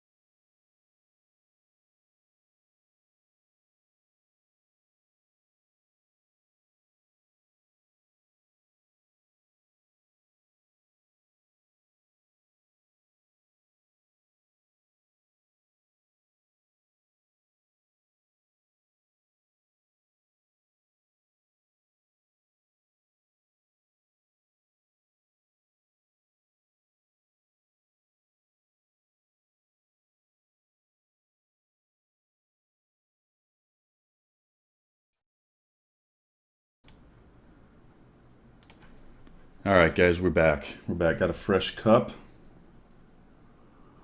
Nice. All right. Should Pilgrim grow an RAF mustache? I think so. A handlebar would probably be the best. With the wax on the end. Yeah. That'd be cool, wouldn't Yeah. it? Yeah. Yeah, I might. If you grow your beard back, I'll grow an RAF stack. How about that? Have I shown you? Have I shown you guys my dad? The picture of my dad with his handlebar. Let's see if this is. Yeah, you did. You did. Yeah, Not yeah. last week, the week before, I think. Oh yeah. Check that out. Fine looking chap. Fine looking. Look at that stash, man. It's hard to see, but there's no kidding. That bad boy's a That's a waxed. good one. That is a good one. That is a good one. Definitely a pilot's moustache. That Oh is. my god, that's awesome. Where else were we? What else were we talking about? You want to do the crew thing? Yeah, let's talk. Let's talk Crew 2.0 because it's certainly germane to the subject here. So hit it, Pilgrim. Let them know what you Right. found. Well, this morning, my morning, your middle of the night, I went on the RU forums and there is some significant noise about crew. I sent you 3 clips of the posts from the originator post to one of the moderators' responses to a secondary post, and they did an opinion poll for what it's worth. But when you look at it, it is hugely significant that the RU are totally against this crew 2.0. Yeah. However, there is a small caveat. The third question that was put on the poll was, would you agree to more player-based involvement in crew reworking? I'm paraphrasing because it was the translation. And that was quite a high percentage. So the player base on the RU, the 1.5 million players, want an input into any crew rebalancing or changes. Not that they'll ever get it, because the bottom line is Wargaming will do what they want. But there is a significant feeling on the RU server, on the RU players, the same as EU and us on NA, is that the crew thing needs to be paused, looked at, and maybe have a little bit more player input into what they want to do, because a lot of the RU are saying, you change it to a commander system, I'm out of it, I'm gone. People say that a lot, though. Somebody They do, but they somebody can't already remember mentioned what. it. Crew. Somebody already. Let's start it now. Crew 2.0 will destroy the game. Again. Okay, hold on. Time to rabble rouse. I have Excalibur. I've got the pen because the pen's mightier than the sword unless it's Excalibur. That's right. It's we talked about it a lot last week, so I don't think it's necessary to really re-go over all that territory. I'm sure we will multiple times anyway. We're old, so we tend to Yeah. whatever the Shout word is, I loud. can't remember. Yeah. Repeat ourselves. I couldn't even think of the word repeat. Yeah. Repeat Yeah. ourselves. Yeah, we repeat ourselves. Repeat Shout our- it loud. Repeat ourselves. Stop it. Make me feel like I'm going mad. I am mad. as we're repeating ourselves. Crew 2.0 destroys the game. Told But you so. I told you it would. but that article was good. How did you translate that, or was that actually in English on It's the auto RE? translate. So what I do is I go to now you have to be careful, guys. Be careful when you put it in your search engine. There's a dodgy site called wot.ru. If you go there, you're going to be infested with all sorts of horrible things. So, but go to Oh. the World of Tanks main site in Russia. Then you can get to their forums. Don't go through what.ru. That'll screw your computer up for life. So yeah, I went there, went to the forums, went on there, and Google does auto translate. There are other search engines out there, I might add, but Google certainly does the auto translate. So you have to sort of read between the lines because the translate is crap. The one I read was actually pretty good. Actually, that's why I Yeah. asked you the question, because it made a lot of sense, and I thought it looked like almost like a native English speaker, at least the part I read. But Yeah. he makes some good points in there. I think the one that I will repeat ourselves on that I don't know if we covered as much, and he seemed to make a bigger deal of it. And as I thought about it, it might be one of the biggest deals, to be honest. Is there is going to be a lot of wailing and gnashing of teeth about how much time and money people have put into crews, and what the balance result is going to be. Are people going to feel like they lost time and money, or are they going to feel like they gained something? That I think really, from the customer standpoint, that's probably even maybe more than gameplay. You know, Yeah, yeah, for me it'd be gameplay, but I think the most people are going to be like, all right, are you screwing me over of 4, 5, 2, whatever X number of years of effort and money I've put into the game, obsessing about my crew? yeah, Am I going to get something more for that or less? If they yeah, make it look like less, even if it's not objectively less, it looks yeah, like less. That is going to be, and that's what he talks about, is that this is going to be hard for them because crew connects to so much of the game, yeah, and even if they make it more and it looks like less, they're yeah, effed. yeah. I think they got the balance right with equipment, and I'll pick up on Randall said the other week is that equipment 2.0 was like the big thing about the game's changing, and then everybody went, oh, actually, it's all right. It's because personally, I made like 40 million credits out of that. So I felt like it was beneficial. All right, I've got to go and buy the 600,000 credit piece of equipment, but that's further down the line. I made nice lots of silver by the whole Yeah, process. If my 8, 9 years of whatever, or your 8, 9 years of playing the game and making the crew the way the crew is and doing all that hard work, if the end result is whatever, it doesn't have to be credits, but it has to be something that, as you say, that makes me actually that's a good deal. I like that. yeah, yeah, And you will get more acceptance, especially on the RU server, where some of the responses from that post was actually exactly that. I've been in this game since 2011. I have spent hard rubles on this. My wife's done without potatoes for the last 5 years, so I can pay for the crew upgrades. All that sort of stuff. yeah. Wargaming need to get the balance right on that one, I'm sure. Yeah, A. Tusser says Crew 2.0 will lessen engagement for him. That's kind of one of my arguments against it that I've Yeah, talked about. I mean, but I think I'm probably in the minority. I like futzing around with that, and I think there's a lot more people watching us and on the forums who are interested in that kind of thing because they are the engaged players. But clearly, the majority of players are not. Someone mentioned dumbing down. I mean, yeah, it is in the interest of the developer to make their game accessible enough to people. When it yeah, gets as mature as this one and you dive into the middle of it, it can be very, very confusing because things we take for granted we've learned over long years of playing. yeah, And yeah. as they've stacked thing on top of thing, we can decipher it, we understand it. But imagine right now you were absolutely brand new and you tried to dive in to World of Yeah. Tanks.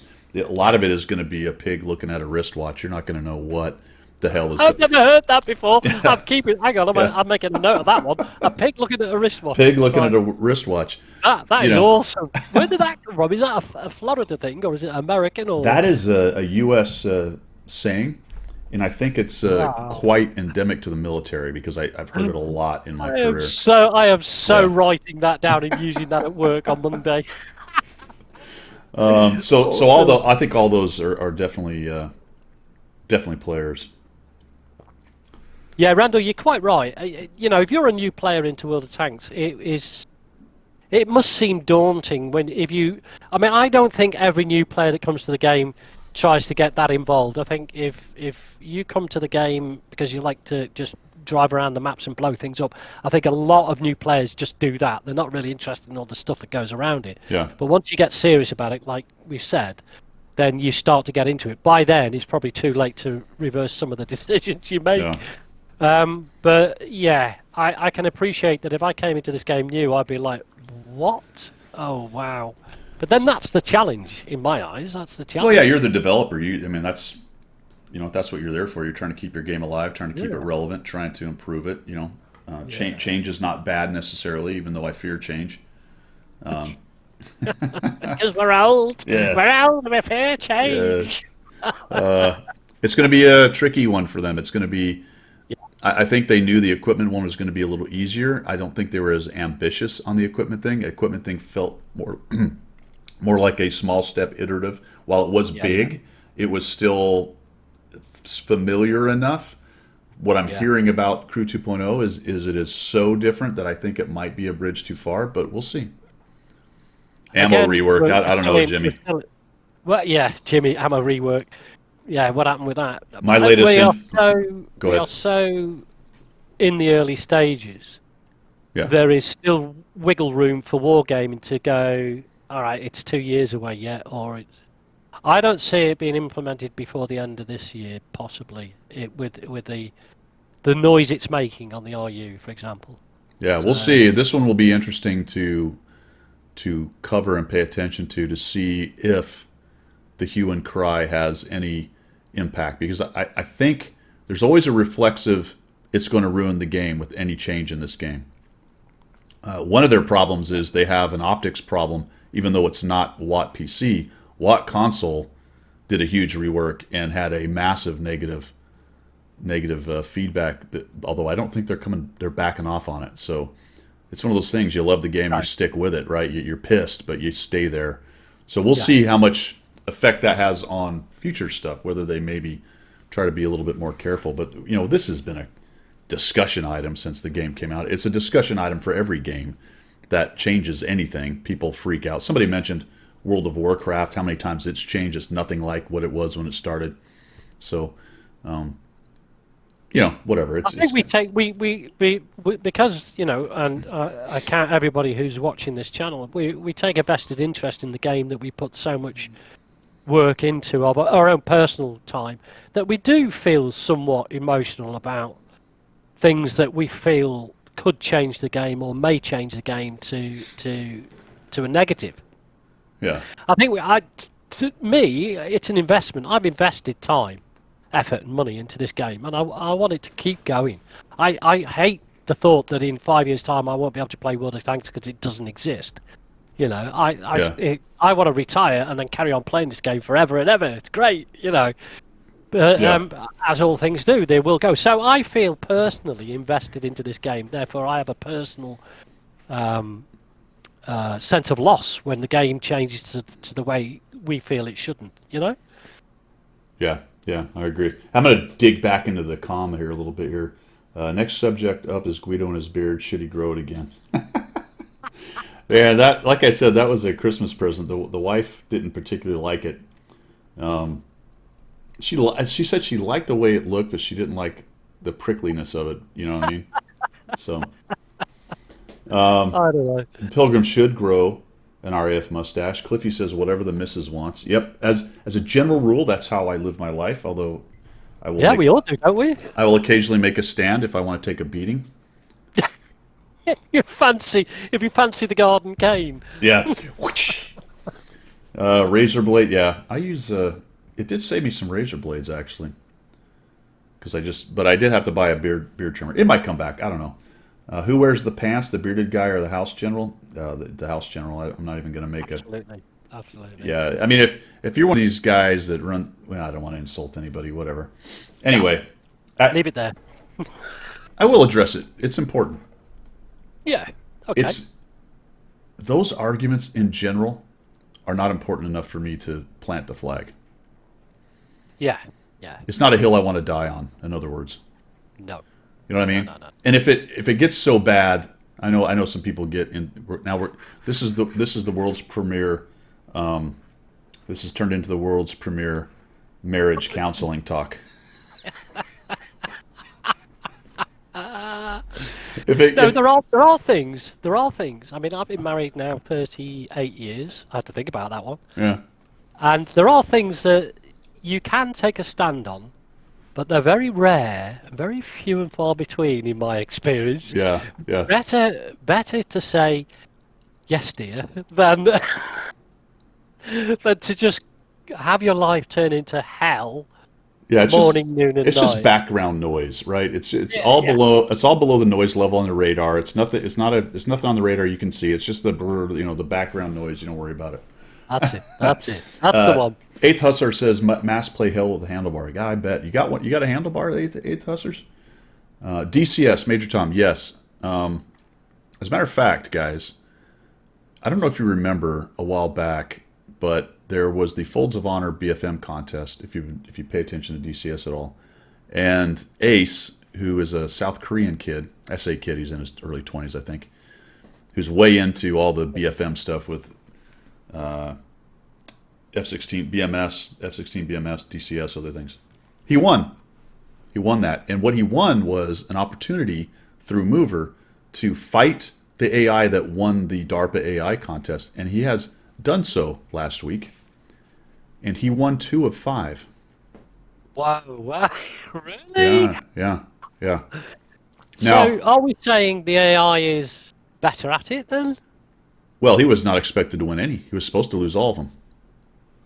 Oh, okay. Yeah. All right. Yeah, All at right. least That's now. What I interesting. told him, and what I was telling him from the very beginning, and after having watched it, I told him, Ace, you need to go as aggressive as possible, because what I saw from it was the models that they had built were they're reactionary. I won't get into the whole thing, and I am not an expert on AI or machine learning, neural nets, and that kind of thing. But what I saw was very reactionary modeling, and I thought that perhaps his only real chance was to get super aggressive. And Okay. and I won't get into it too much, but this is a whole hour talk or more on how they developed these AIs. It was 8 companies, I think, initially. They all fought each other, and this company called Heron Systems came out on top, and that's the one that won the DARPA contest. That's the one that Ace fought. And what happened was Heron fought an F-16 pilot, a current weapons officer, and beat him 5-0. But the guy didn't have a lot of practice with the system. They were using a version of Microsoft, I think it was Microsoft 10 or whatever it is, the new one, a version of it. It didn't really fly like an F-16. I think the guy would have done a lot better if he'd had as much practice, because what they gave Ace was an earlier iteration of what they call Falco. That's the AI. They've named it Falco. They gave Falco, they called it Falco Junior. It was an earlier iteration, so that he could practice against it. Right. And when he fought the current one, he beat it 2 of 3. What happened was he lost 3 times in a more careful defensive situation. He changed his tactic to offensive. Okay. He beat it. He beat it outright, and then By he being aggressive. by going almost just Yeah. hyper offensive on it, and then it was a draw the second time they gave him the win because he was slightly ahead, kind of thing. So, but it was not an 0-5 beatdown. So You know, when I've watched it, and when they merge, when you do the merge, for me, I mean, I'm a complete. I have no idea about flying, other than I pay for my ticket, get on a plane, and it takes me somewhere. and hopefully that plane doesn't merge and start turning. Well, no, I would hope not. I hope the 747 does not merge going to America. But why isn't there a shot opportunity when you do the merge? Surely there must be. There is. Oh, okay, all right. So 'Cause at if that you're point, if I was against AI coming towards me, I would give it some. You come into me, Yeah. you So got me. what happens is in order to give a start that just doesn't shoot each other in the face, because that's boring, is you're going to merge, and then the fight's on at the merge. The merge. So then you go into two yeah. moves. So the part of the spins or the ROE is, and we did that for what we call high aspect, coming straight at Right. each other. Yeah, There's yeah, no you can take shots in the face, missile shots usually. In training, this actually ties directly into this entire thing. In training, we don't take head-on shots because the closure is so high, you hit each other. It's, Yeah, yeah, it's yeah, yeah. dangerous. Okay. We're supposed to come off by a mile, and even Oh, okay. 6,000 feet, you come off. It's still pretty. It's and no closer than Oh. 500-foot bubble. We have what we call a 500-foot bubble, or 1,000-foot for less experienced guys. So you have to be 500 feet away from each other. No shots in the face.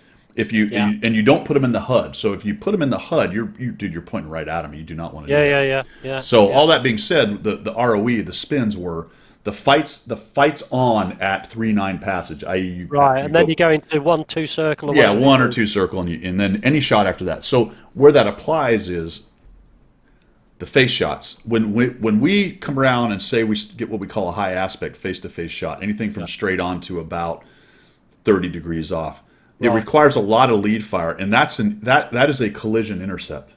Okay. So you don't want to be same thing as straight on 30 degrees, Yeah. way out in lead. You can't even see the guy. That is another recipe for Yeah. hitting guys. So we have to Yeah. come off in training. Your question was, doesn't that shot exist? Well, absolutely. In Right. World War II, head-on shots happen all the time. They also happen to hit each other because of that. Right. The Yeah, problem yeah. with the World War II airplane is the range on a 50 cal is relatively short, even the 20 millimeter to 30 millimeter cannons. Yeah, And you're so like looking at the guy face to face. You're yeah, like, and the closure's not that much different than to modern fighters. It's a lot. You know, you're both doing 300 knots. That's a lot of closure. And now you're even closer before you start firing. They tended to hit each other. I mean, Messerschmitts running into B-17s was a common theme on head-on attacks. Happened all the time. And then they dissuaded that by putting a bunch of nose guns. my follow-on question about that then, and Lobelow's in the house, so he might want to have an input into this. Low blow. If you train, train hard, fight easy, to quote a phrase, if you train to avoid head-ons, when it comes to actual combat, are you saying you train in real life for that? Because when you come to actual combat, you're averse, because training is about psychological stuff. You're an instructor. So it's about ingraining in your brain a procedure or a set of procedures that gives you a given result. So if you don't train for head-on, and head-on happens because the old Soviet in his MiG is going for you, how do you react to that? Do you know? Well, poorly, because your wiring is set to not do that. Yeah. And it's always something I wondered in training. And after a career of not doing that because of training rules, also because of collision issues, even if I happen to get to combat, but still, the point is very valid. That shot exists. So, going back to the AI, that's what they were doing. They're very pointy, as we would say. And it's one of the things, low blows in the house, it's one of the things I learned very quickly dealing with what I call the gamer BFMers. We need a bit better term, but guys who have done it virtually or in a game, is they're just going to point at you and shoot you. And some of them are unbelievably good at doing that because of the amount of repetitions and their familiarity with the system, the airplane basically that they're flying. Yeah. And like any gamer who gets really good in FPS, 360 no scope headshot, blah blah blah, after you do it a lot of times, holy crap! Even a human can get so good you think it's cheating. Yeah. Right. Hacker. We see that in tanks, even with all the Yeah, we RNG see all the time. and all the BS that goes on with that. We still sometimes see someone do something that we can't comprehend because we're not good enough. Yeah. Right? We don't It's understand. like the quote you said before. A motor car to a Stone Age guy is magic, isn't it? Right. Yeah. Or And he's electricity. sufficiently. What's the quote? And I can't remember who said it. And I'm sure Yeah. it's probably the original guy probably was Grog the caveman when he built an axe. But and any technology sufficiently wheel. any technology sufficiently advanced, it might as well be magic to Magic, someone yeah, who doesn't.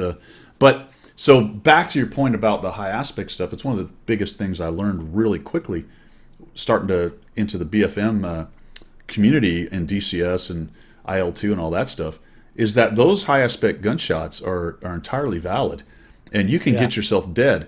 So if you're a flaming wreck flying through the air and about to hit the ground, and you're thinking, "Wow, that was crappy. You're not supposed to shoot me in the face like that." Well, Unlucky. I don't know. Yeah.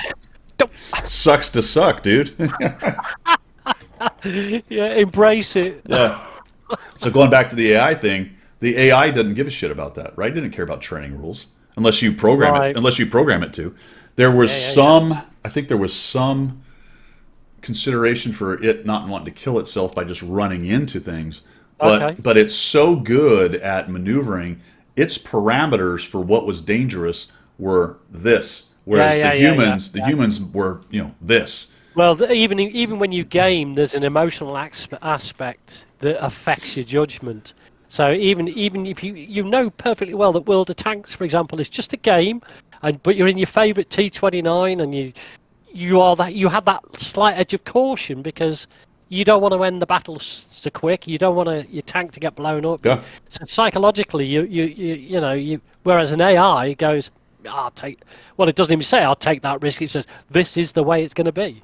Yeah, there is certainly you can certainly put a risk analysis into it and help it understand what's dangerous and what isn't. But as far as the emotional aspect, adding on top of that, it's a pure calculation of percentages of some kind, and it does whatever it's programmed to do, or in the case of AI, what it's learned to do, which was initially how It'd be fun if World of Tanks if they had bots that would launch off cliffs to do the cliff dive. Wouldn't that be awesome?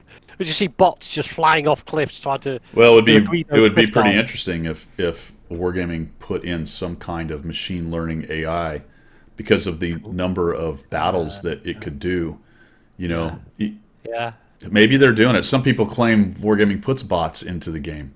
Maybe they are. You know, maybe every few games, the 15th guy on your team or one of the 15 on your team is actually a bot, and it's doing Probably me. and it's You look doing at machine Pilgrim and learning. Pilgrims. Yeah, and it's doing machine learning, and over the millions of games a year of or whatever it is, Well, more, that'd be more than interesting, that. wouldn't it? Yeah, there are bots on SA, and the question is whether they've been coded or whether they're some kind of machine learning. You have to kind of assume they are, but I don't know. Maybe they're not. Right. Yeah.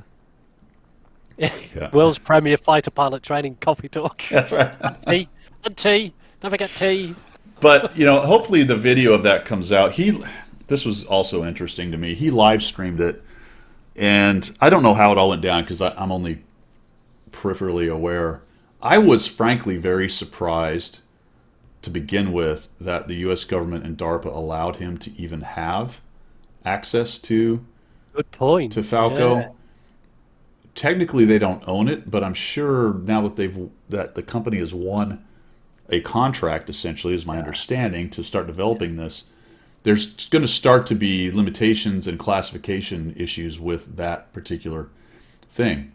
Well, I mean, if you look at any, you don't want your aircraft stats to be so transparent that it gives anybody an edge over that aircraft, do you? Yeah. I mean, that's the caveat that goes with all military contracts, sure. Well, and it's and the government, especially a big government like ours, is reflexively security conscious about everything, and they're going to put a security classification well above what most things really need. And it's just the nature of the beast with the bureaucracy, because it's not a giant bureaucracy is not able to make very good small individual decisions. It has to slather a great big coat of whatever on top of everything it does, and it's the behemoth, isn't it? it has to, right? I mean, there's not enough, decision making, mid to low tier decision making to save a large bureaucracy from stupidity. So they have to just put I love that. they have to put diapers on everybody, right? One guy shits their pants, so we all wear diapers, that kind of thing. Cliffy says the show's going to go on for 24 hours by the end of the year. Probably will do. Probably just be two old guys on all day ranting and raving about any subject under the sun. Blah, blah, blah, blah. So I hope some kind of video comes out, because I would like to see what happens, but I don't know now. He had the video up and then he took it down. Discussions with Mover, which interested me because I don't know what Mover has to do with it. He is active, but he doesn't determine whether a private person does or doesn't do something. But then, of course, you got the personal aspect and, hey, can you do me a favor, whatever. So I don't know where the hell it is, to be honest. I would love to see it, actually. If it was apparently up, and when I clicked on the link, he'd already taken it down. I'm like, damn it, I really wanted to see that. Do you feel he's been asked to take it down, or he just? No, he was definitely asked to take it down. Okay. Yeah, I do know that. Crikey. Well, I think that's a shame, because that's very interesting. If you're, I mean, even a complete novice, well, a complete and absolute dunderhead like me, who couldn't fly the seat of his pants, never mind an F-15. Yeah. I'm very interested in all of that. I watch Low Blow when he does it. As a tangent, have you seen Low Blow's rig? Mm-hmm. He's testing it for something. It's absolutely the dog's bollocks, to be honest. That's mental, isn't it? It's got like Crikey O'Reilly. He fell on his feet, didn't he? Yeah. Somebody loves him. Somebody's giving him all this kit to test. It's like a mini cockpit in his house. But I will add one thing. He needs to wear looser T-shirts. Low Blow. You're sitting around on that chair and you put a few pounds on that belly, my friend. You need a looser T-shirt. Yeah. I'm going to leave that. I'm not going there. Don't make a comment. I'm on my diet, mate. According to her. Yeah, all paid for. All paid for. Yeah, all paid for. Up to date, paid in full. Yep. Still making daily installments. I'm looking to grow. You know what I mean? I'm trying to. Yeah. I'm trying to expand. Yeah, I'm a growth kind of businessman. guy. I want everything to grow and expand and get bigger. Yeah, absolutely. I feel successful when I grow bigger. All right, so I don't know. That's I guess we're done. Are we done? I don't know. What else you got? Anything else? Any questions? Well, I've got an EOD story because you sparked my my EOD story interest. Okay. While the old guy rambles on with an old story. Okay, here we go. Right, talking about EOD, they are absolute heroes in my eyes. Absolute heroes. Uh huh. Any sane person wouldn't walk up to an explosive device and generally mess around with it to try and Right. make it stop going bang. So, you know, they all deserve the top medal, Medal of Honor, Victoria Crosses, every one of them who walk up to a bomb. I had an old friend, he was a captain, he was EOD. I won't give his name, just in case by some chance he's watching this. But he only had fingers like that. All right? Yeah. And you never asked anybody personal questions about that sort of stuff, you know what I mean? But I did. I said, "Can I ask you, so and so? Why have you, why have you only got like your fingers are like that? You know." I mean, He you went, probably knew the general idea, right? I sort of knew why Yeah. I wanted to know exactly. You wanted the what. specific story, yeah. Gotta be an interesting story. Right. Well, this is the story. He was Commander EOD Southwest, which included London back in the day. So back in the day, we had a little problem with the Animal Liberation Front (ALF). Oh, yeah. You know, the people who let test monkeys escape from cages and all that sort of good stuff, and fine people, I'm sure they are. Anyway, they started to bomb places like Harrods. Because they sold fur coats and stuff. So anyway, he was called out to a suspicious package. By the way, that outside negates the fine people comment in my mind. Oh yeah, yeah. How dare you? At least the ones who Institutional installed the terror. bomb. All right, there. Yeah. So anyway, he got called out, and he for some unknown reason decided not to suit up on this particular occasion. When I say suit up, have all Yeah. the bomb suit on and everything else. So. He decided just to go and, go up to the shop front and have a look. Obviously, the police had cordoned the area off, and they're called Felix over here. So Felix arrives, which is the big green van with the Felix cat decal, Felix cat decal on the front. Anyway, he jumps out. He gets a wooden stick off the floor, which was just lying around, and went up to this thing and just poked it to see if it'd go off. Did it? Well, unsurprisingly, it went off. And two of his fingers went off with it. He was told by the Cato, the Chief Ammunition Technical Officer, who was in charge of all EOD, that he will not be doing any more EOD work for the rest of his military career.